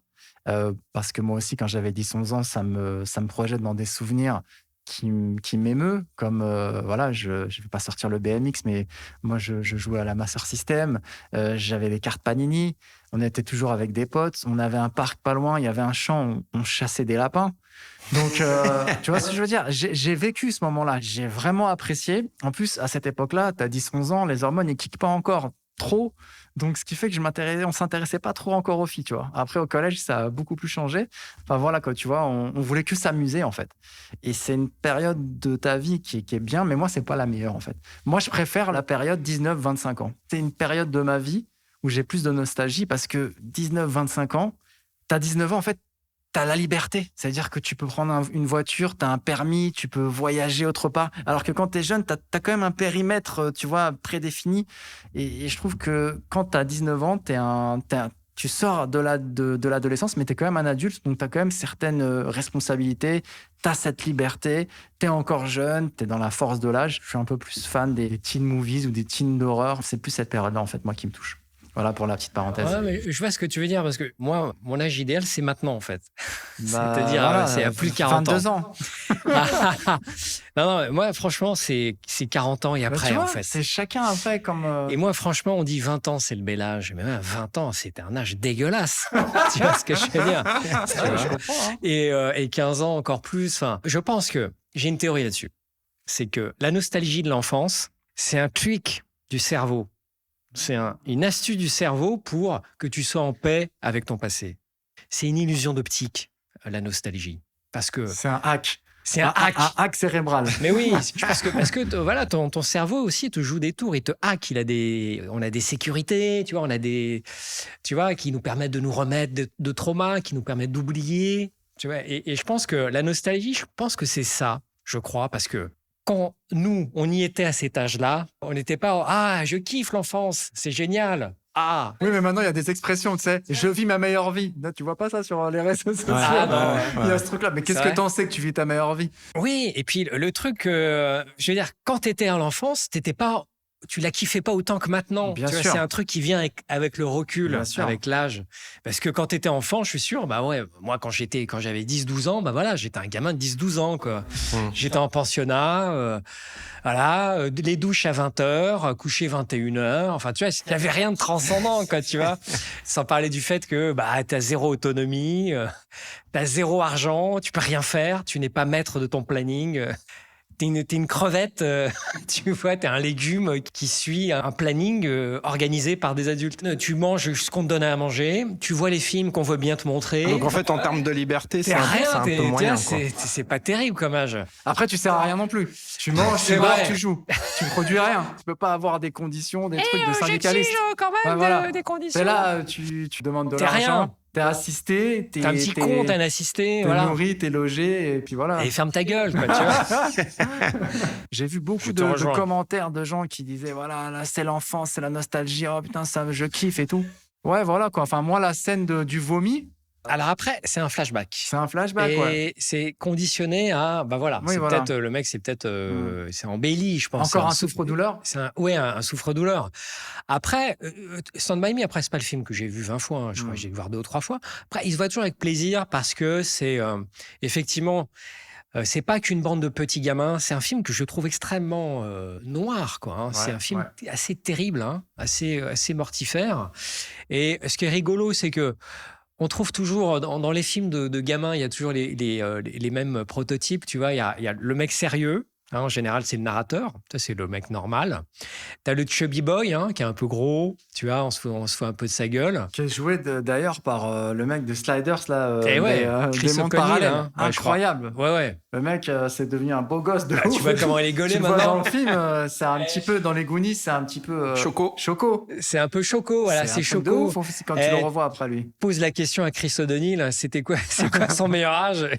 Il va pas dire c'est quand j'ai joué Stand By Me. C'est clair. Ouais. Et t'as le rebelle un peu ténébreux, hein, Ouais. donc t'as River Phoenix, et puis t'as le mec un peu fou. Le frère de Joachim, ouais. Enfin, c'est doublement touchant parce que le personnage du River Phoenix, on apprend qu'il meurt. Et À la fin du film. l'acteur lui-même est C'est mort fou, hein, ouais. 5-6 ans après. Exactement. Donc, avec le temps, Stand By Me a pris une dimension encore supplémentaire, Dramatique, ouais. un peu dramatique, tu Ouais. vois, ce qui le rend assez fascinant à revoir. Donc, voilà ce que je retiendrai de ce film. C'est un film qui est, voilà, moi, je trouvais dur à voir. Il est très bien shooté, très beau. Très belle photographie, c'est vraiment une carte postale, quoi. Là-dessus, il y a pas de problème. Il a bien des fois des tons sépia, vraiment, c'est une carte postale nostalgique. Mais c'est un film qui est, tu vois, c'est pas les Goonies, hein, c'est pas Gremlins. C'est un film qui est dur quand même, hein, Stand By Me. Ça vient de la chanson hein, Stand By Me là, de Ben E. King, hein, qui est sorti en 1961. Alors, je sais pas pourquoi ils ont choisi ce titre, puisque c'est normalement, comme j'ai dit tout à l'heure, c'est The Body, le corps. Ah oui, c'est vrai, ouais. À mon avis, il doit y avoir forcément, parce qu'on entend la musique hein, d'ailleurs dans le film, c'est vrai. il doit y avoir forcément une corrélation, mais je ne sais pas pourquoi ils ont choisi. Le titre The Body, on s'attend vraiment à un gros film d'horreur, quoi. Peut-être que c'est ça. Ouais, aussi. ouais. Et là, pour le coup, c'est une nouvelle. Moi, j'apprécie l'économie, la simplicité de la narration. L'histoire, c'est la voie ferrée, quoi. Voilà. Ouais, c'est une voie ferrée et ce qui se passe autour, et basta. Un point A vers un point B, c'est pur, c'est net. Et ça c'est vraiment appréciable et c'est ce qui fait, pour moi, les meilleures adaptations de Stephen King. Le film, il a rapporté 52 millions au box-office, alors qu'il en a coûté que 8. Donc c'est quand même, c'est un beau succès commercial quand même. Très beau quoi. succès. Ouais. Autre chose, le réal, donc il a aussi réalisé Misery, donc une autre adaptation. Il joue le père de DiCaprio dans Le Loup de Wall Street. Ouais. Ça, c'est énorme aussi, Rob Reiner. Et Stephen King considère qu'il s'agit de l'une de ses meilleures adaptations au cinéma. Dernière anecdote et pas des moindres, ils n'ont rien apporté à manger, ils doivent compter l'argent. Et donc, du coup, chacun compte. Et la totalité, c'est 2,37 $. Et 2,37 $. Énorme. Ça renvoie à la chambre 237 de Shining. Donc, les mecs, ils vont très, très, très, très, très, très loin, quoi. Donc ça, c'est vraiment une anecdote de ouf. Le mec qui grille ça au départ va jouer aux échecs parce que tu as le cerveau de Kasparov. C'est énorme. Tu m'étonnes. Prochain film, prochain extrait. D'après votre dossier, vous avez fait 40 ans de votre perpétuité. Pensez-vous être réhabilité? Réhabilité? Voyons que je réfléchisse. Je crois que je n'ai aucune idée de ce que ça veut dire. Eh bien, ça veut dire que vous êtes prêt à retourner dans la société? Je sais pas ce que ça veut dire être prêt, mon garçon. Pour moi, c'est une simple formule. Un beau discours de politicien pour que des gamins dans votre genre portent des costumes cravates et ne soient pas au chômage. Belle entrée en matière. C'était le passage où il allait être libéré, là. Ou c'était parce qu'il y a deux réunions comme ça. Tu vois, il y en a une, la première, c'est refusé. Je crois que c'est la dernière. Je pense que c'est celle-là, c'est la deuxième. Ouais. Il est libéré. Il est excellent ce film, excellent, excellentissime. Le film suivant, Les Évadés, Frank Darabont, 1994, avec Morgan Freeman et Tim Robbins. Donc en 1947, un banquier injustement condamné à perpétuité pour les meurtres de sa femme et de l'amant de celle-ci. Encore une histoire. C'est ouf. Encore une histoire d'adultère. Et donc, il va passer près de 20 ans au pénitentiaire. Ça, j'arrive pas à le prononcer, de Shawshank dans le Maine, bien sûr. Donc, il va endurer diverses épreuves et se lie d'amitié avec Red, donc interprété par Morgan Freeman. Et l'originalité, c'est que le narrateur n'est pas le protagoniste principal du film. Et moi, j'avais jamais vu ça. Vous n'êtes jamais posé cette question? Ah oui, c'est vrai. Donc ça, c'est quand même assez fort comme dispositif, en tout cas comme choix de mise en scène. Frank Darabont dira notamment qu'il s'est inspiré d'un autre réalisateur, notamment des Affranchis de Scorsese pour la voix off, et notamment aussi dans le montage. Et c'est vrai que les 2h20, un peu comme Les Affranchis, tu les vois pas du tout passer. C'est vraiment le genre de film que tu accroches à la télé, même si tu es à 20, 30, 40 minutes du film. Tu continues à regarder. Ça y est, le film, il t'a attrapé et tu continues à regarder parce que tu es happé, en fait, par le C'est film. pas évident, hein. C'est 2h20, il y a que des mecs. C'est ça. C'est en tôle. Enfin, tu vois, je veux dire, Mais c'est l'amitié et c'est universel. Mais et ça parce que touche, voilà. quoi. Et c'est surtout bien interprété. Et puis, coup, elle n'est pas du tout adaptée. Ouais. C'est Shawshank Redemption. Exactement. Mais ils avaient peut-être du mal. Je sais pas comment il s'appelle au Canada, le film. J'ai pas regardé. Peut-être qu'il s'appelle aussi Les Évadés. Je sais que des fois, ils ont des titres La aussi différents. rédemption de Shawshank. Voilà, c'est c'est très ça. littéral. Hein. Ouais, exactement. Québec, je vais regarder. Le film, il dresse plus le quotidien des détenus, les difficultés, enfin surtout à cette époque-là, parce que je l'ai dit, hein, c'est en 1947. Quotidien très, très dur. Toujours un chef des matons brutal, voilà, c'est une personne très, très malsaine. Le directeur aussi, il n'est pas très net. C'est un film qui a énormément de succès. C'est un film qui, lors de sa sortie en France en 95, a été le plus loué dans les vidéoclubs. Gros succès. Là, pour le coup, l'affiche, elle était bien pour tout le monde. Et c'est un film qui n'a pas du tout marché en salle. Exactement. À l'image de Morgan Freeman, a été réhabilité dans les vidéoclubs. Qu'est-ce que vous avez pensé de ce classique ultime? Moi, c'est un film vraiment qui m'est très cher. Vraiment, qui est très cher à mon cœur. Je l'ai vu en salle à l'époque, je me souviens. Toi aussi, tu as fait des trous sous des posters et t'as attendu 14 ans avant de t'échapper. C'est une critique de Studio Magazine qui m'a convaincu d'aller le voir, en fait. Parce que sur le papier, tu vois ça, tu te dis, bon, c'est quoi? Tu vois, Les Évadés, ça spoil la fin, c'est quoi ce délire? J'avais raison d'y aller, du coup. J'ai embarqué 2 potes qui étaient assez hésitants, mais qui après m'ont remercié. C'est un film qui m'est très cher parce que voilà, ça parle pas de prison, c'est pas un film sur la prison, tu vois, c'est pas Brubaker, quoi, c'est pas un film sur la tôle, ça n'a rien à voir. Comment dire, notre propre prison, en fait, quelque part, le fait que nous avons la capacité à nous faire notre propre cage à nous-mêmes, à nous enfermer nous-mêmes, hein, tout simplement, dans notre tête. C'est un film sur le salut, c'est un film sur l'amitié. C'est un film sur l'espoir aussi. L'espoir. Ouais, c'est un film sur l'espoir. Sur la patience. La patience, l'utilité d'acheter un bon marteau. Au-delà de ça, c'est vraiment... c'est un film, moi, qui me touche vraiment. Quand je le vois, voilà, j'ai même pas de mots suffisants pour... Il y a trop de scènes magnifiques. Quand j'ai oublié le nom, Tim Robbins, le nom du personnage. Andy Dufresne. Pour le plaisir, il va faire sonner du Mozart dans la cour de la prison, tu vois. Il sait que ça va lui coûter le cachot, le trou, mais il s'en fout. C'est pour le kiff. Tu vois, c'est le plaisir du geste. À faire de n'importe quel moment, comment rendre un moment joyeux ou un moment mémorable, ça vient de toi, ça dépend de toi. Enfin, il y a plein de choses vraiment mémorables et il y a des acteurs extraordinaires, quoi. Il y a William Sadler, il y a James Whitmore Jr., il y a Clancy Brown, le capitaine Hardley, horrible, qui jouera encore, hein, d'ailleurs, en tant que maton dans Hurricane Carter. Ah, ok, d'accord. Je l'ai pas vu, il joue encore. Et il est horrible, hein, dans le film. Ah ouais, vraiment, il est dégueulasse. Mais c'est un film sur l'âme, sur l'espoir. Tu vois, j'ai pas d'analyse hyper intelligente. C'est un film qui me touche profondément et que j'aime revoir. Mais pour faire l'avocat du diable, est-ce que si on doit lui trouver des défauts, est-ce qu'il n'est pas un petit peu trop manichéen quand même? Les détenus, ils sont tous cool, ils sont tous des repentis, ils sont tous dressés sous un aspect quand même policé, tu vois, bienveillant. Oui, mais parce que et les matons, c'est tous des ordures infâmes. Enfin, toute la hiérarchie pénitentiaire, c'est tous des... Ça manque pas trop de nuances. Parce que c'est comme ça qu'ils se voient. Ils se voient comme ça. Donc le film adopte le point de vue des prisonniers. D'accord.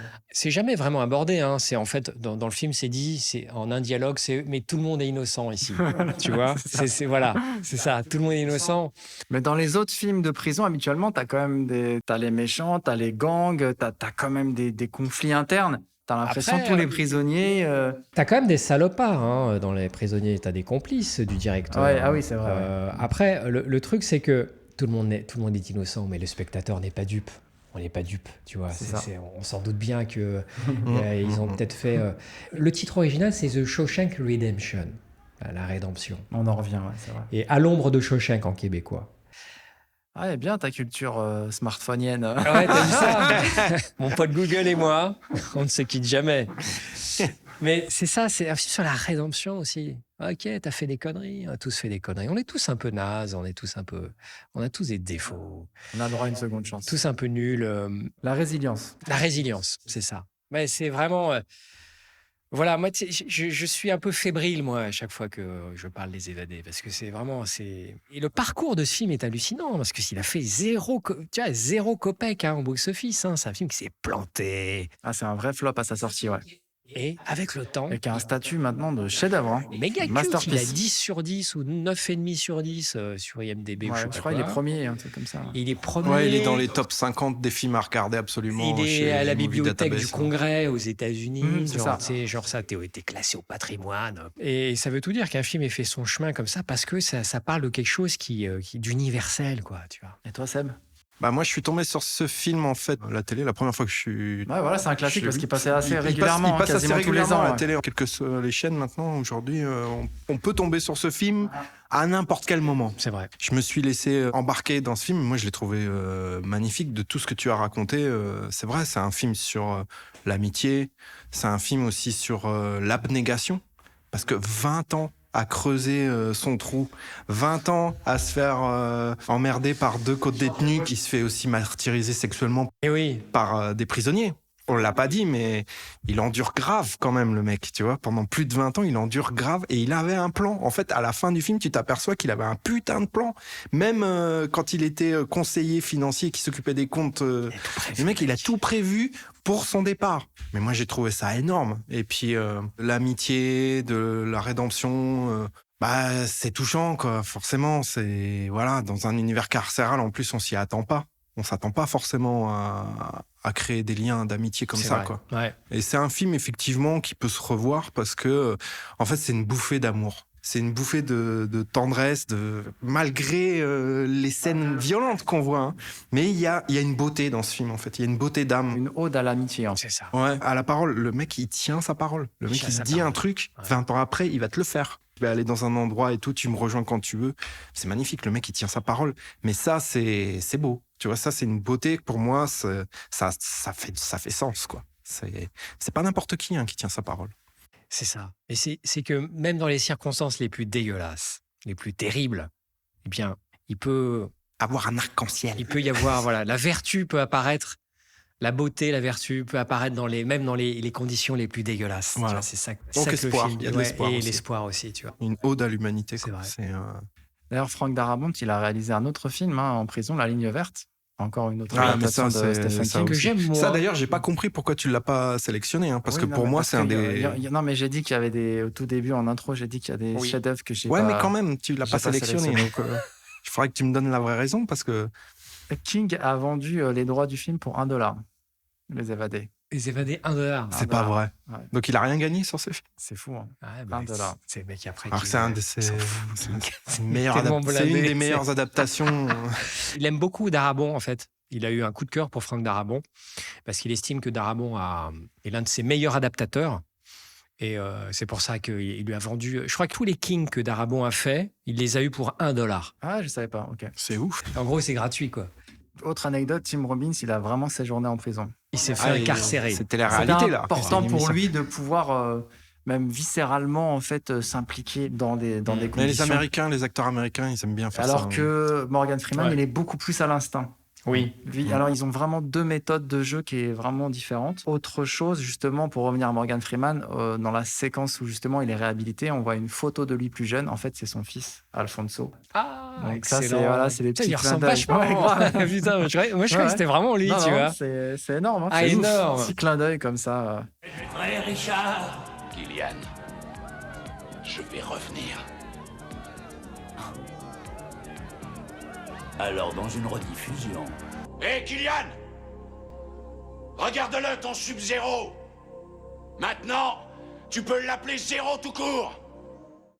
On passe à Running Man de Paul Michael Glasser. Starsky. Sorti en 1987.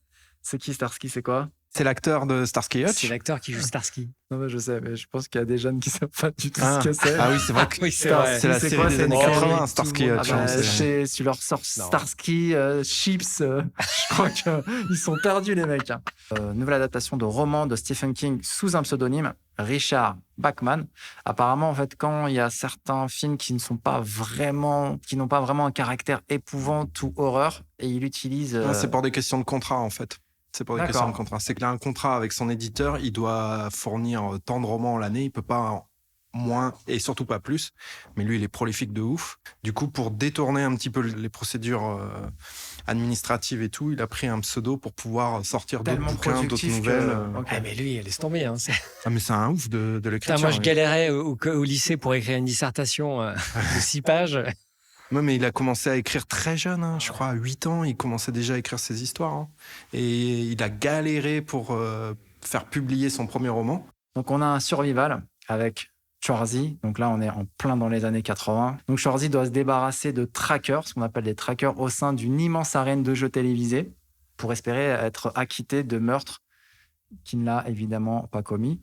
Le tout sous l'œil des caméras, de spectateurs assoiffés de violence, ce voyeurisme qui est exacerbé pour le coup et à tout âge. C'est ça qui est fou. C'est un peu les prémices de la télé-réalité, ce film. Mais là, c'est la télé-réalité poussée à outrance.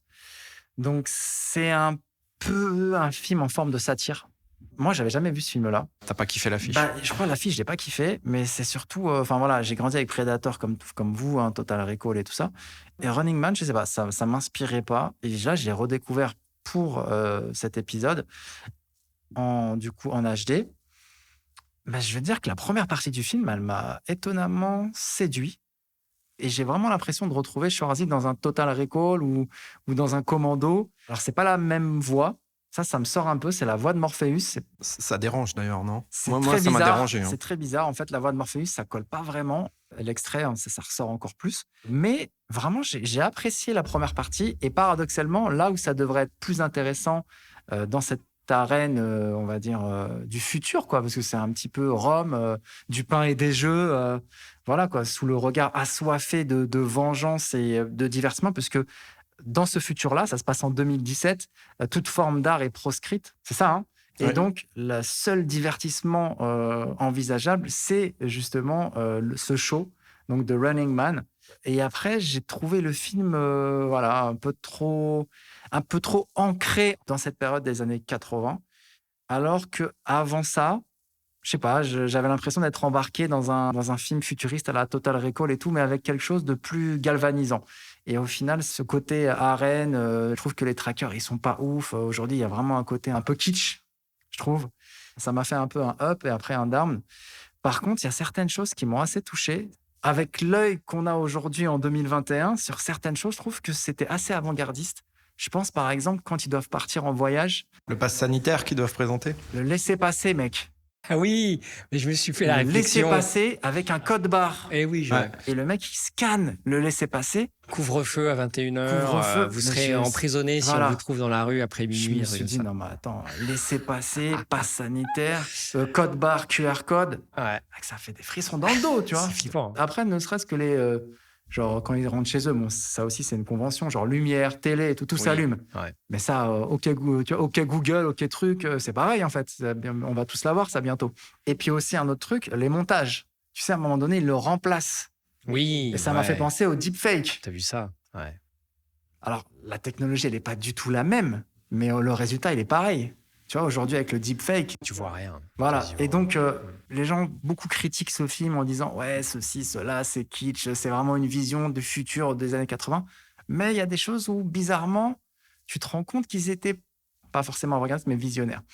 Donc voilà, un peu mon ressenti sur ce film. Les punchlines, elles ne marchent pas.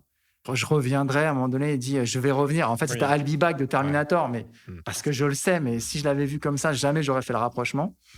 Voilà, le présentateur, je trouve par contre, lui, il est excellent, d'un cynisme implacable. D'ailleurs, il est vraiment présentateur à la base de La Famille en Or, version américaine. Voilà. C'est un truc de fou. Et les gens disent qu'il se comportait à peu près pareil. Tu vois, le show me fait un peu penser au Juste Prix. Tu te rappelles quand ils donnent des cadeaux et tout? Oui, ouais. Souvent, un public âgé qui se passionne pour tant de violence, c'est très chelou. Ouais. Après, il y a certaines invraisemblances. Tu vois pas, en fait, le personnage, tu vois Schwarzy parce que le mec, il est là en prison, il a son cigare. Il rencontre les rebelles, il a un cigare dans la bouche. Et t'as vu, il y a... Les mecs, les rebelles, ils savent que tu kiffes les Cohiba et tout, mais c'est quoi? C'est n'importe quoi, en fait. Tu vois. Et ça, quand on était jeune, on regardait, on faisait pas attention. Et t'as pas vu le clin d'œil au début du film? Il y avait un clin d'œil au début du film. Quand il est dans l'hélico? Non. Quand Schwarzy porte une poutre en fer. Comme dans Commando. Dans Commando, il porte un tronc d'arbre. Alors d'ailleurs, c'est marrant parce que c'est un film qu'il a fait juste après Predator. Et d'ailleurs, on retrouve Jess Ventura, son pote Jess Ventura qui joue avec lui dans Predator. Qui est le dernier boss, en fait, de l'arène. Ouais, c'est le dernier boss de l'arène. Et alors, ce qui est marrant, c'est que la fin de Predator, c'est Schwarzy qui monte dans un hélico et qui s'en va. Et le début de Running Man, c'est Schwarzy dans un hélico qui rentre dans le champ. Ah, j'ai pas remarqué ça. C'est vrai. Enfin, c'est rigolo. Alors, quand tu regardes les deux films l'un après l'autre, ce sont deux films qu'il a tournés l'un après l'autre. Bah, moi, je m'étais fait la remarque, je trouvais ça rigolo. Ça a très mal vieilli quand même. J'ai rien dit depuis qu'on en parle, mais ce film, il m'a pas du tout. Enfin, après, j'ai beaucoup aimé, point de vue écriture du scénario, le côté visionnaire aussi de cette société qui se galvanise et qui devient de plus en plus autoritaire et voilà, c'est ce qu'on commence, on en voit un petit peu les bouts et des extraits dans notre quotidien aujourd'hui, hein, ne serait-ce que les données confidentielles, enfin bref. Mais après, purement en tant que spectateur, là je vais parler vraiment en tant que spectateur, j'ai décroché le film au bout de 20 minutes, hein, même pas. Hein. Il y a un petit côté blockbuster dans le jeu de Schwarzy, c'est-à-dire que comme disait Jamel, moi j'ai vu un Schwarzy, c'était l'acteur en ce moment qui cartonne bien et tout, et on l'a mis dans ce film. Ça m'a déconcentré. Balèze que n'importe qui dans la prison. Il est plus grand que tout le monde. C'est pas crédible. Enfin, moi, j'y ai pas cru. Et puis, toute cette scène apocalyptique, des bruits de sciure partout, des explosions pour rien. Des explosions pour rien. Il y en a partout. Il n'y a pas de scène pure, il n'y a pas de décor pur. C'est chargé partout. Vraiment partout. Hein. Ah non, j'ai pas suivi, quoi. Je me suis endormi avant la fin du film. Mais il n'a pas eu des problèmes avec les droits, avec le Prix du danger, parce que ça ressemble au Prix du danger. Mais c'est la même chose. C'est un remake inavoué. Yves Boisset a porté plainte et a finalement eu gain de cause. Il a gagné. Avec Lanvin. Avec Gérard Lanvin et Michel Piccoli. Voilà. Et en fait, c'est inspiré mais d'un autre roman, d'un autre auteur. Ouais. J'ai pas compris en fait la corrélation entre auteur du Prix du danger et Stephen King en fait. Enfin, ça veut dire que les deux auteurs auraient eu les mêmes idées. Enfin, c'est assez étrange.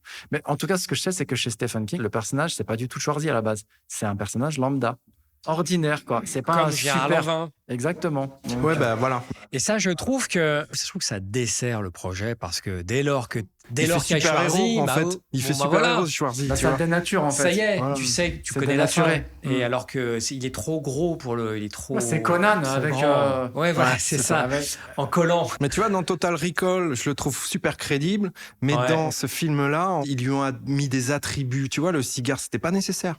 Je pense pas que c'était le bon réal, Paul Michael Glaser, parce que je trouve que la mise en image vraiment il pas. Il a été remplacé. Hein. Enfin, là-bas, c'était pas lui quoi. C'est lui, il est arrivé en remplaçant. Ah, il est arrivé après, voilà, d'accord. C'est ça, exactement. C'est assez paresseux, je trouve, comme la mise en image est très paresseuse, un peu très mou du genou, je trouve, pour le sujet. En plus, il est censé filmer l'urgence, il est censé filmer l'adrénaline et tout. Je trouve que c'est très mou. Mais toi qui aimes bien les musiques de synthétiseurs, là, t'es... Ah, voilà. Mais c'est pas cette Carpenter.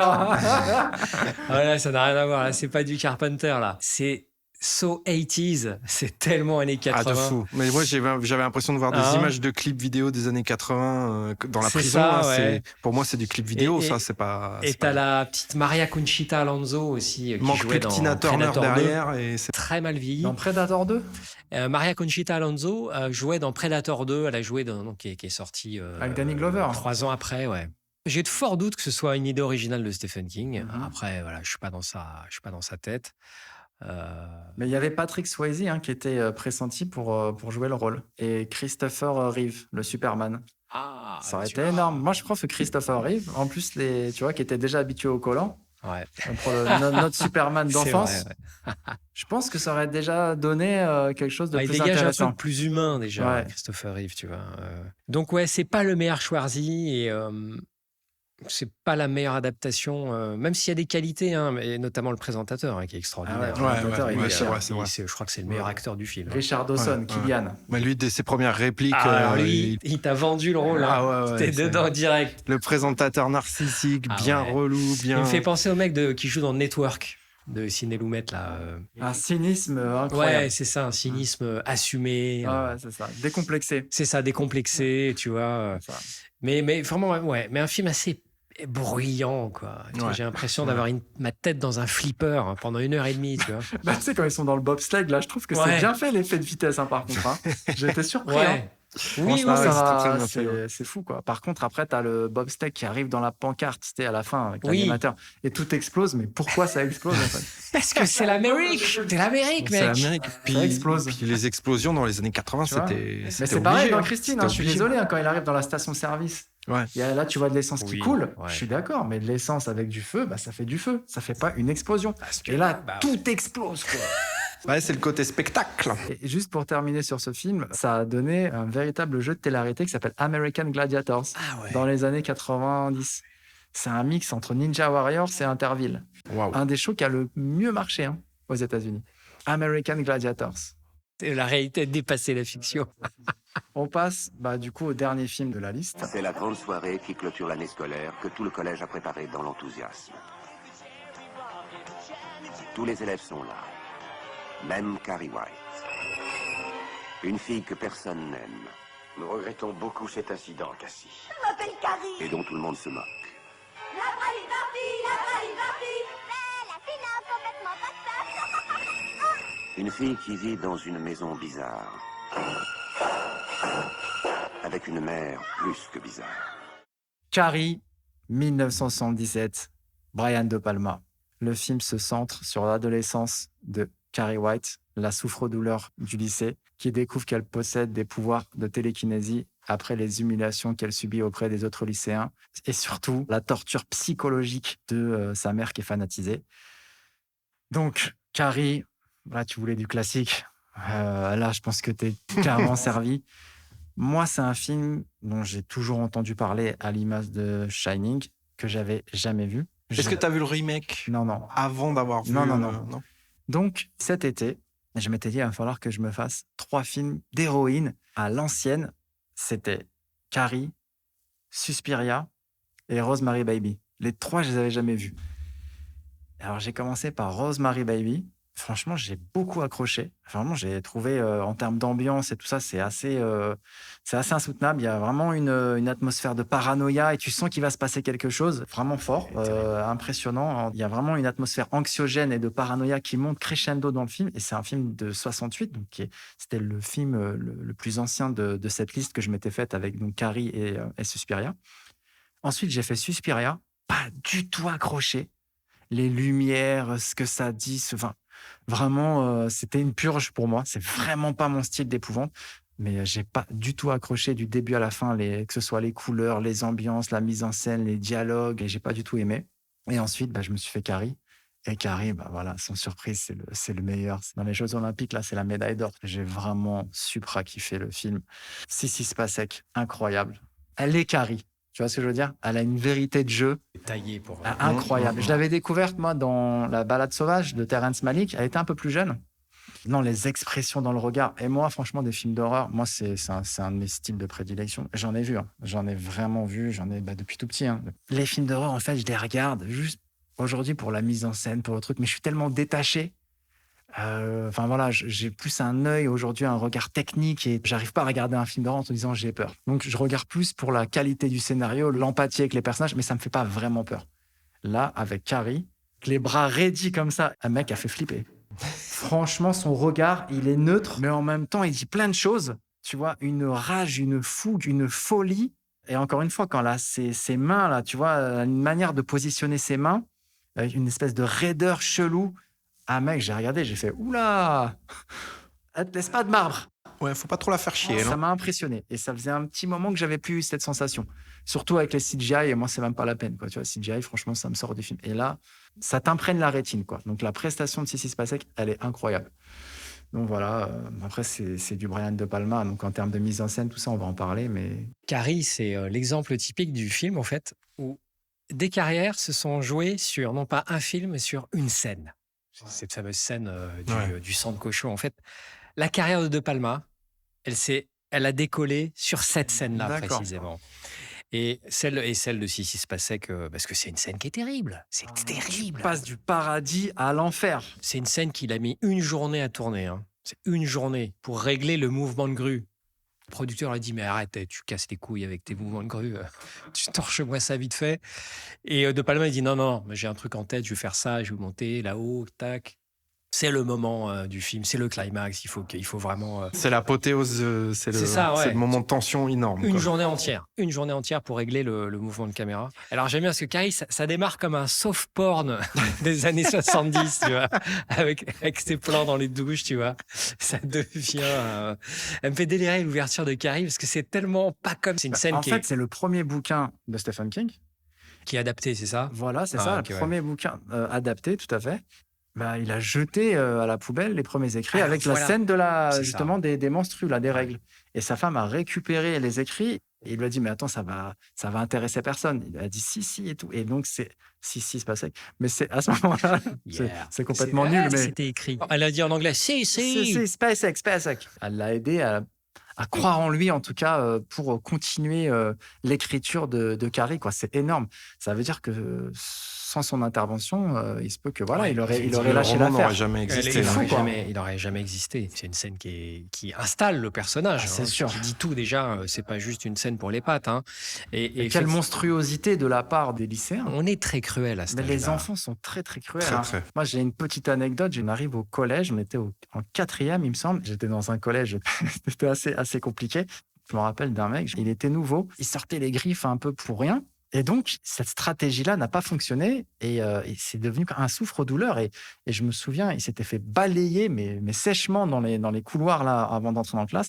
2 jours après, il arrive avec des béquilles et toute l'année, ça a été une folie, quoi. Et le mec, au début, il était gentil, il était cool. Et je l'ai revu 6-7 ans plus tard, mais il était transformé. Presque une loque humaine, quoi. Tu vois, il avait été détruit par cette expérience au collège qui était brutale en fait parce que les jeunes sont sans pitié. Il avait fait l'armée apparemment pour s'endurcir et j'ai vu sur internet il est devenu détective privé. Arrête.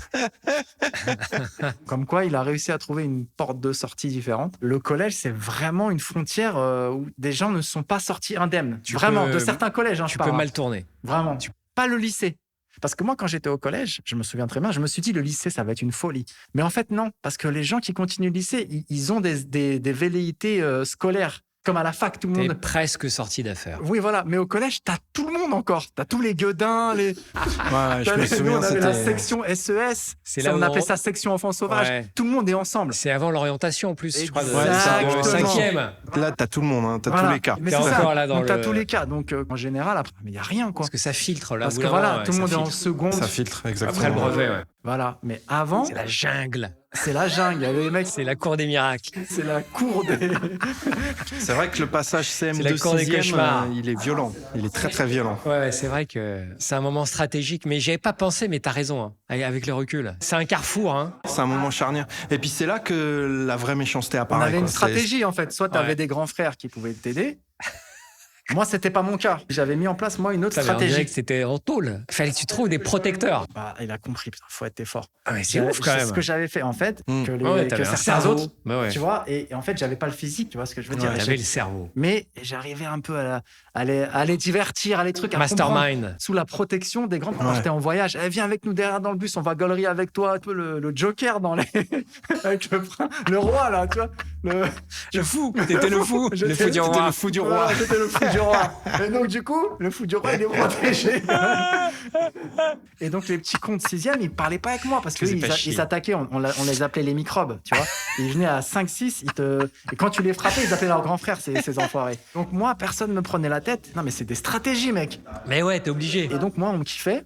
Et puis après, en second, je me suis dit, quelle technique je vais trouver ? Là, il n'y avait plus besoin. Parce que après, ça y est, tiré d'affaire, il y a eu 50% d'écrémage. Ah ouais, il y a eu un filtre. Mais c'est marrant, j'étais un peu comme toi au collège. Parce que moi, j'étais un peu j'étais fort en classe. Après, j'ai organisé des combats. Je ne l'ai pas dit, ça aussi. Ah ouais, on m'appelait... Ah ouais, non, mais j'ai des anecdotes de ouf. Et moi, j'étais fort en classe. Donc, tout le monde était gentil avec moi parce que je pouvais les aider.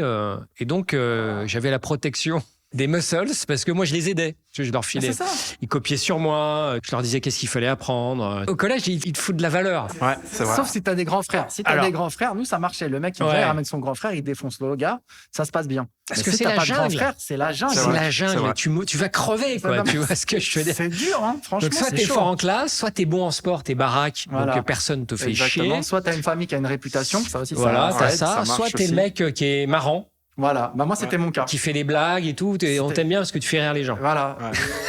T'es sorti de ça, c'est compliqué. Je me suis fait un peu emmerder, mais pas trop.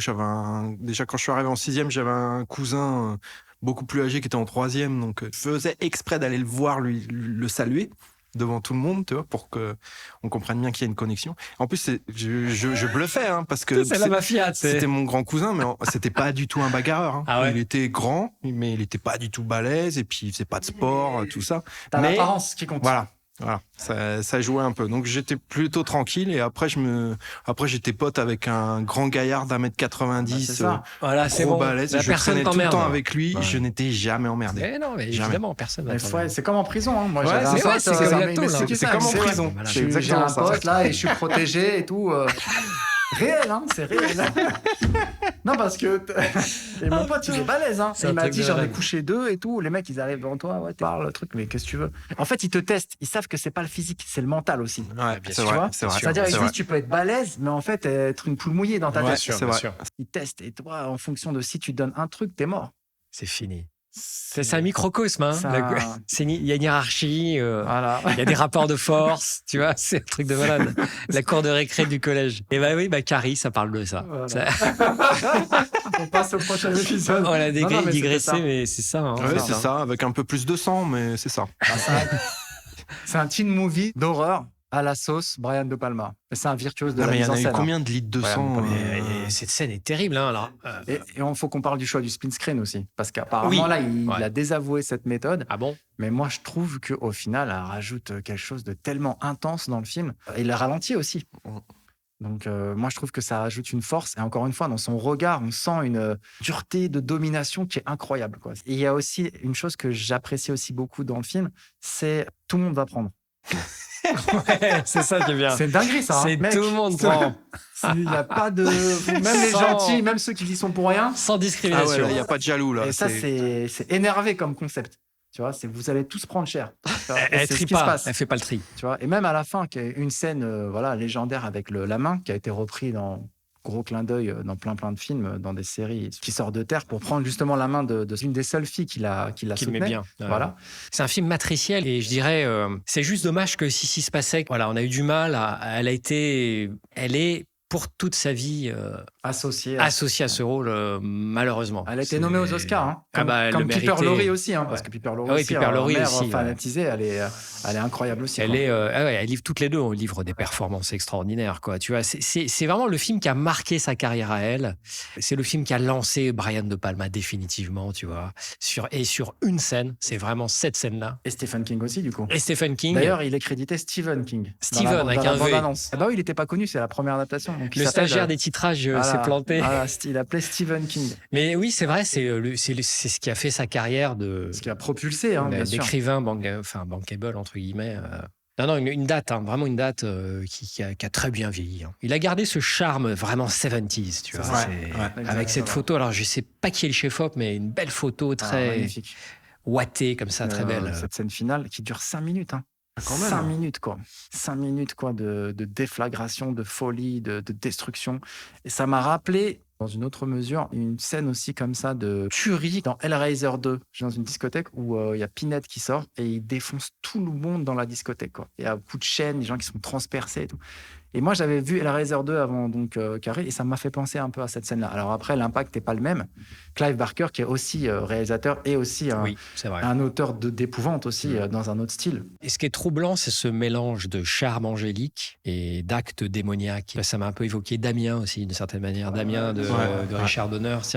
T'as un personnage angélique, hein, une petite adolescente, un joli petit garçon. Toute frêle, ouais. Qui en fait vont à un moment donné incarner le mal et agir, être possédés par le mal, quoi. C'est ça qui est troublant, cette bascule-là. Ouais, mais dans Damien, il n'y a pas de justification réelle. Alors que là, il y a une provocation. Oui, il y a de progression, c'est vrai. Une cassure. Un peu comme notre ami Arnie dans Christine. T'es avec lui Voilà, au début. c'est ça. T'es avec lui. C'est la souffre-douleur. Bien sûr que tu la soutiens. Bien sûr. Et jusqu'au moment où... il y a une bascule. Il y a une bascule. On peut le dire. Ouais. Oui, c'est le cas de le dire. Il n'avait pas capté. Une bascule. Elle va trop loin. Et au final, à la fin, t'es pour personne, en fait. T'es laissé là, bras ballants. Moi, j'ai encore un petit peu d'empathie, parce que... Pas de quartier à la fin. Mais tu te rends compte que ce personnage, il a pris... C'est voilà, vrai elle a cher. trop souffert, en fait. À un moment donné, il fallait que ça sorte. C'est quelque chose de très violent. Vous savez qu'il y a eu un remake? Oui. Ah ouais, Oui. alors j'ai pas osé le regarder. Mais c'est juste l'actrice, voilà quoi. Je la trouve trop belle, trop lisse. Chloé Moretz. Voilà, c'est ça. Ouais. Je trouve que c'est vraiment très mauvais casting. Mais qu'est-ce que ça a ajouté par rapport à la version originale, le remake? C'est les effets digitaux. Le problème avec les remakes, c'est que je pense que les ados d'aujourd'hui, en tout cas aux États-Unis, ils vont pas se taper Carrie, tu vois. Il y a pas d'effets spéciaux, il y a pas d'action. Les films des années 70, pour eux, c'est la préhistoire. Ouais. Tu vois, pour un ado de base. Ouais. Bah, surtout qu'ils sont nourris à la 3D et tout Là, ça. ils sont sur YouTube, le machin, les jeux vidéo. Ils ont une culture visuelle qui n'arrive plus rien à voir, tu vois. Et un film sur pellicule, c'est les frères Lumière, quoi. Le truc, c'est le 19e siècle. Remaker ce genre de classique. Ah, d'accord, c'est destiné C'est pour séduire les ados d'aujourd'hui, parce que tu sais que l'histoire, elle est bonne. Tu sais qu'elle est bonne, l'histoire. Ouais. Et donc, remaker ce film, ça permet de proposer Carrie avec une actrice qu'ils ont vue dans une série qu'ils aiment bien, avec des effets spéciaux digitaux, parce que voilà, aujourd'hui, le public d'aujourd'hui est habitué. Ouais, je vois ce que tu veux dire. C'est du réchauffé, tu vois, parce que Carrie, l'original, tout le monde l'a oublié, je pense. En tout cas, les adolescents américains, le public type américain de 17-25 ans, ne connaît pas Carrie. Alors, c'est un film qui a été Grand Prix à Avoriaz. Ah oui, c'est vrai. Ouais. Grand Prix à Avoriaz, quand même. Et l'école de Carrie s'appelle Bates High School. Délire. Bates. Ah, ok. Norman. Ouais, Normal. Énorme. On a fait le tour. Je pense qu'on a fini peut-être le meilleur pour la fin. En tout cas, c'est sûr que Carrie, c'est vraiment une sommité. Bon, à ce que je vois, tu fais le boucher. Mais est-ce que tu connais 3 coups de cœur. Après, si vous en avez, n'hésitez pas. D'après un livre de Stephen King? Toujours. C'est Le Bazar de l'épouvante. Needful Things. Incroyable. Sorti en 1993. Mais je surkiffe ce film. Apparemment, il va y avoir une édition là qui va bientôt arriver.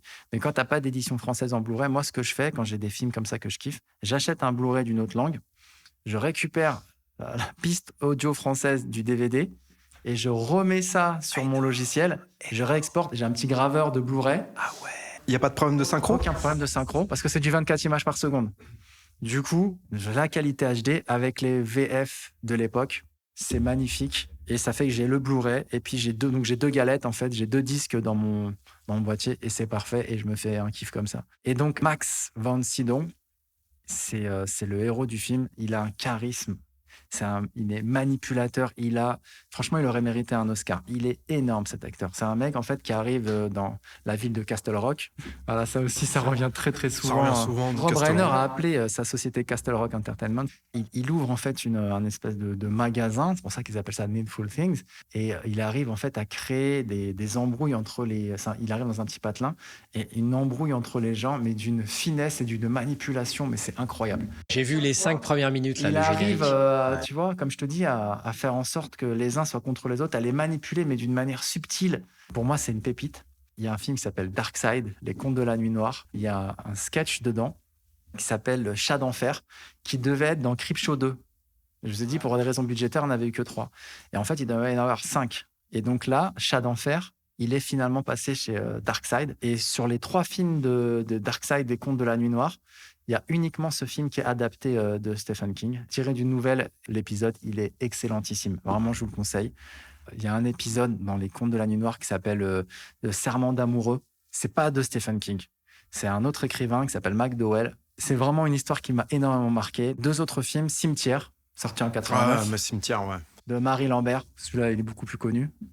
Mais ils ont fait un remake, il me semble. Il y a un remake, je crois, il y a 2-3 ans, là. Je sais pas ce que ça vaut. Alors, je sais pas ce que ça donne. Je connais pas, j'ai pas vu. Hein. J'ai pas vu le remake. D'accord. Ouais. Et Dolores Claiborne. Dolores Claiborne, formidable. Avec Kathy Bates, donc qui avait gagné un Oscar pour Misery. Et c'est, voilà, comme tu dis, c'est un drame, une ambiance oppressante. Familiale. Voilà, sombre. Musique de Danny Elfman. Est-ce que vous avez un ou deux films à placer? Ouais, La peau sur les os de Tom Holland, qui a fait notamment Vampire, vous avez dit Vampire? Et Chucky. Et Chucky, exact, ouais. Et qui est un super film, pareil, c'est un espèce de conte moral. Ça ressemble un peu à Jusqu'en enfer de Sam Raimi. C'est un avocat véreux. Ça ressemble à ça. C'est ça, un peu roublard. Il gagne un procès qu'il a truqué, en fait. Il a gagné contre des gitans. Et les gitans lui jettent un sort. Ne déconne jamais avec des gitans, il peut t'arriver des problèmes. Il lui jette un sort. Alors, il est randouillard, l'avocat. Il est un peu en surpoids. Et du coup, il va se mettre à m'écrire. Il va m'écrire de ouf, mais irrémédiablement. Il a beau bouffer comme 10, en fait, le mec, il m'écrit. Et c'est vachement bien. Sinner.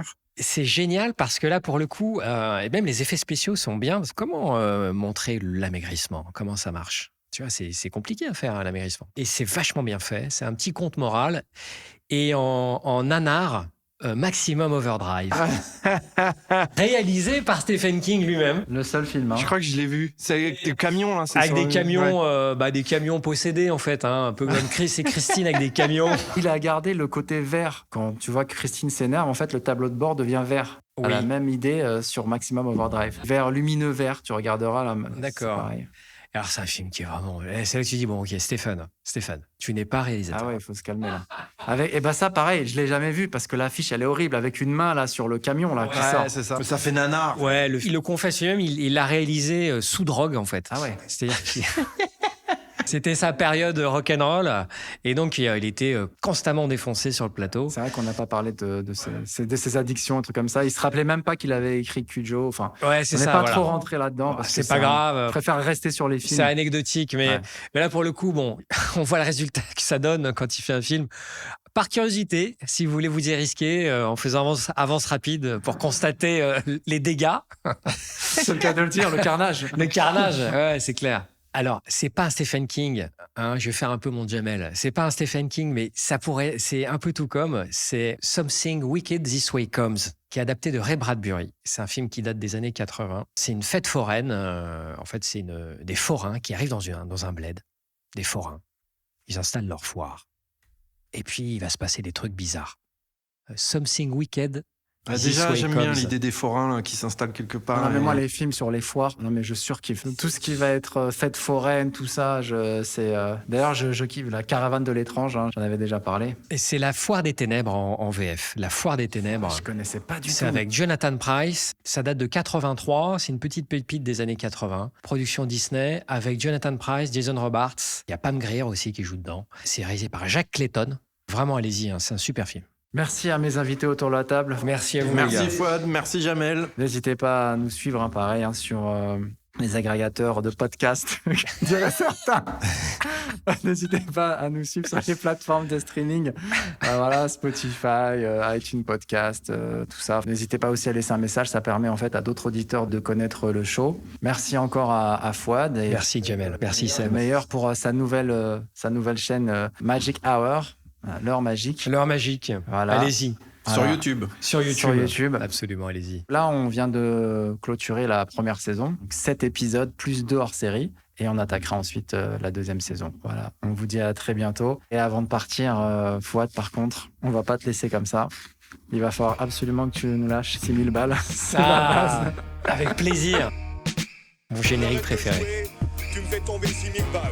À très bientôt, salut. Salut tout le monde. Salut les amis. Tu me fais tomber 6000 balles. Et crois-moi, tu vas me payer mon copain. Qui que tu sois, on arrête de jouer. Tu me fais tomber 6000 balles. Et crois-moi, tu vas me payer mon copain.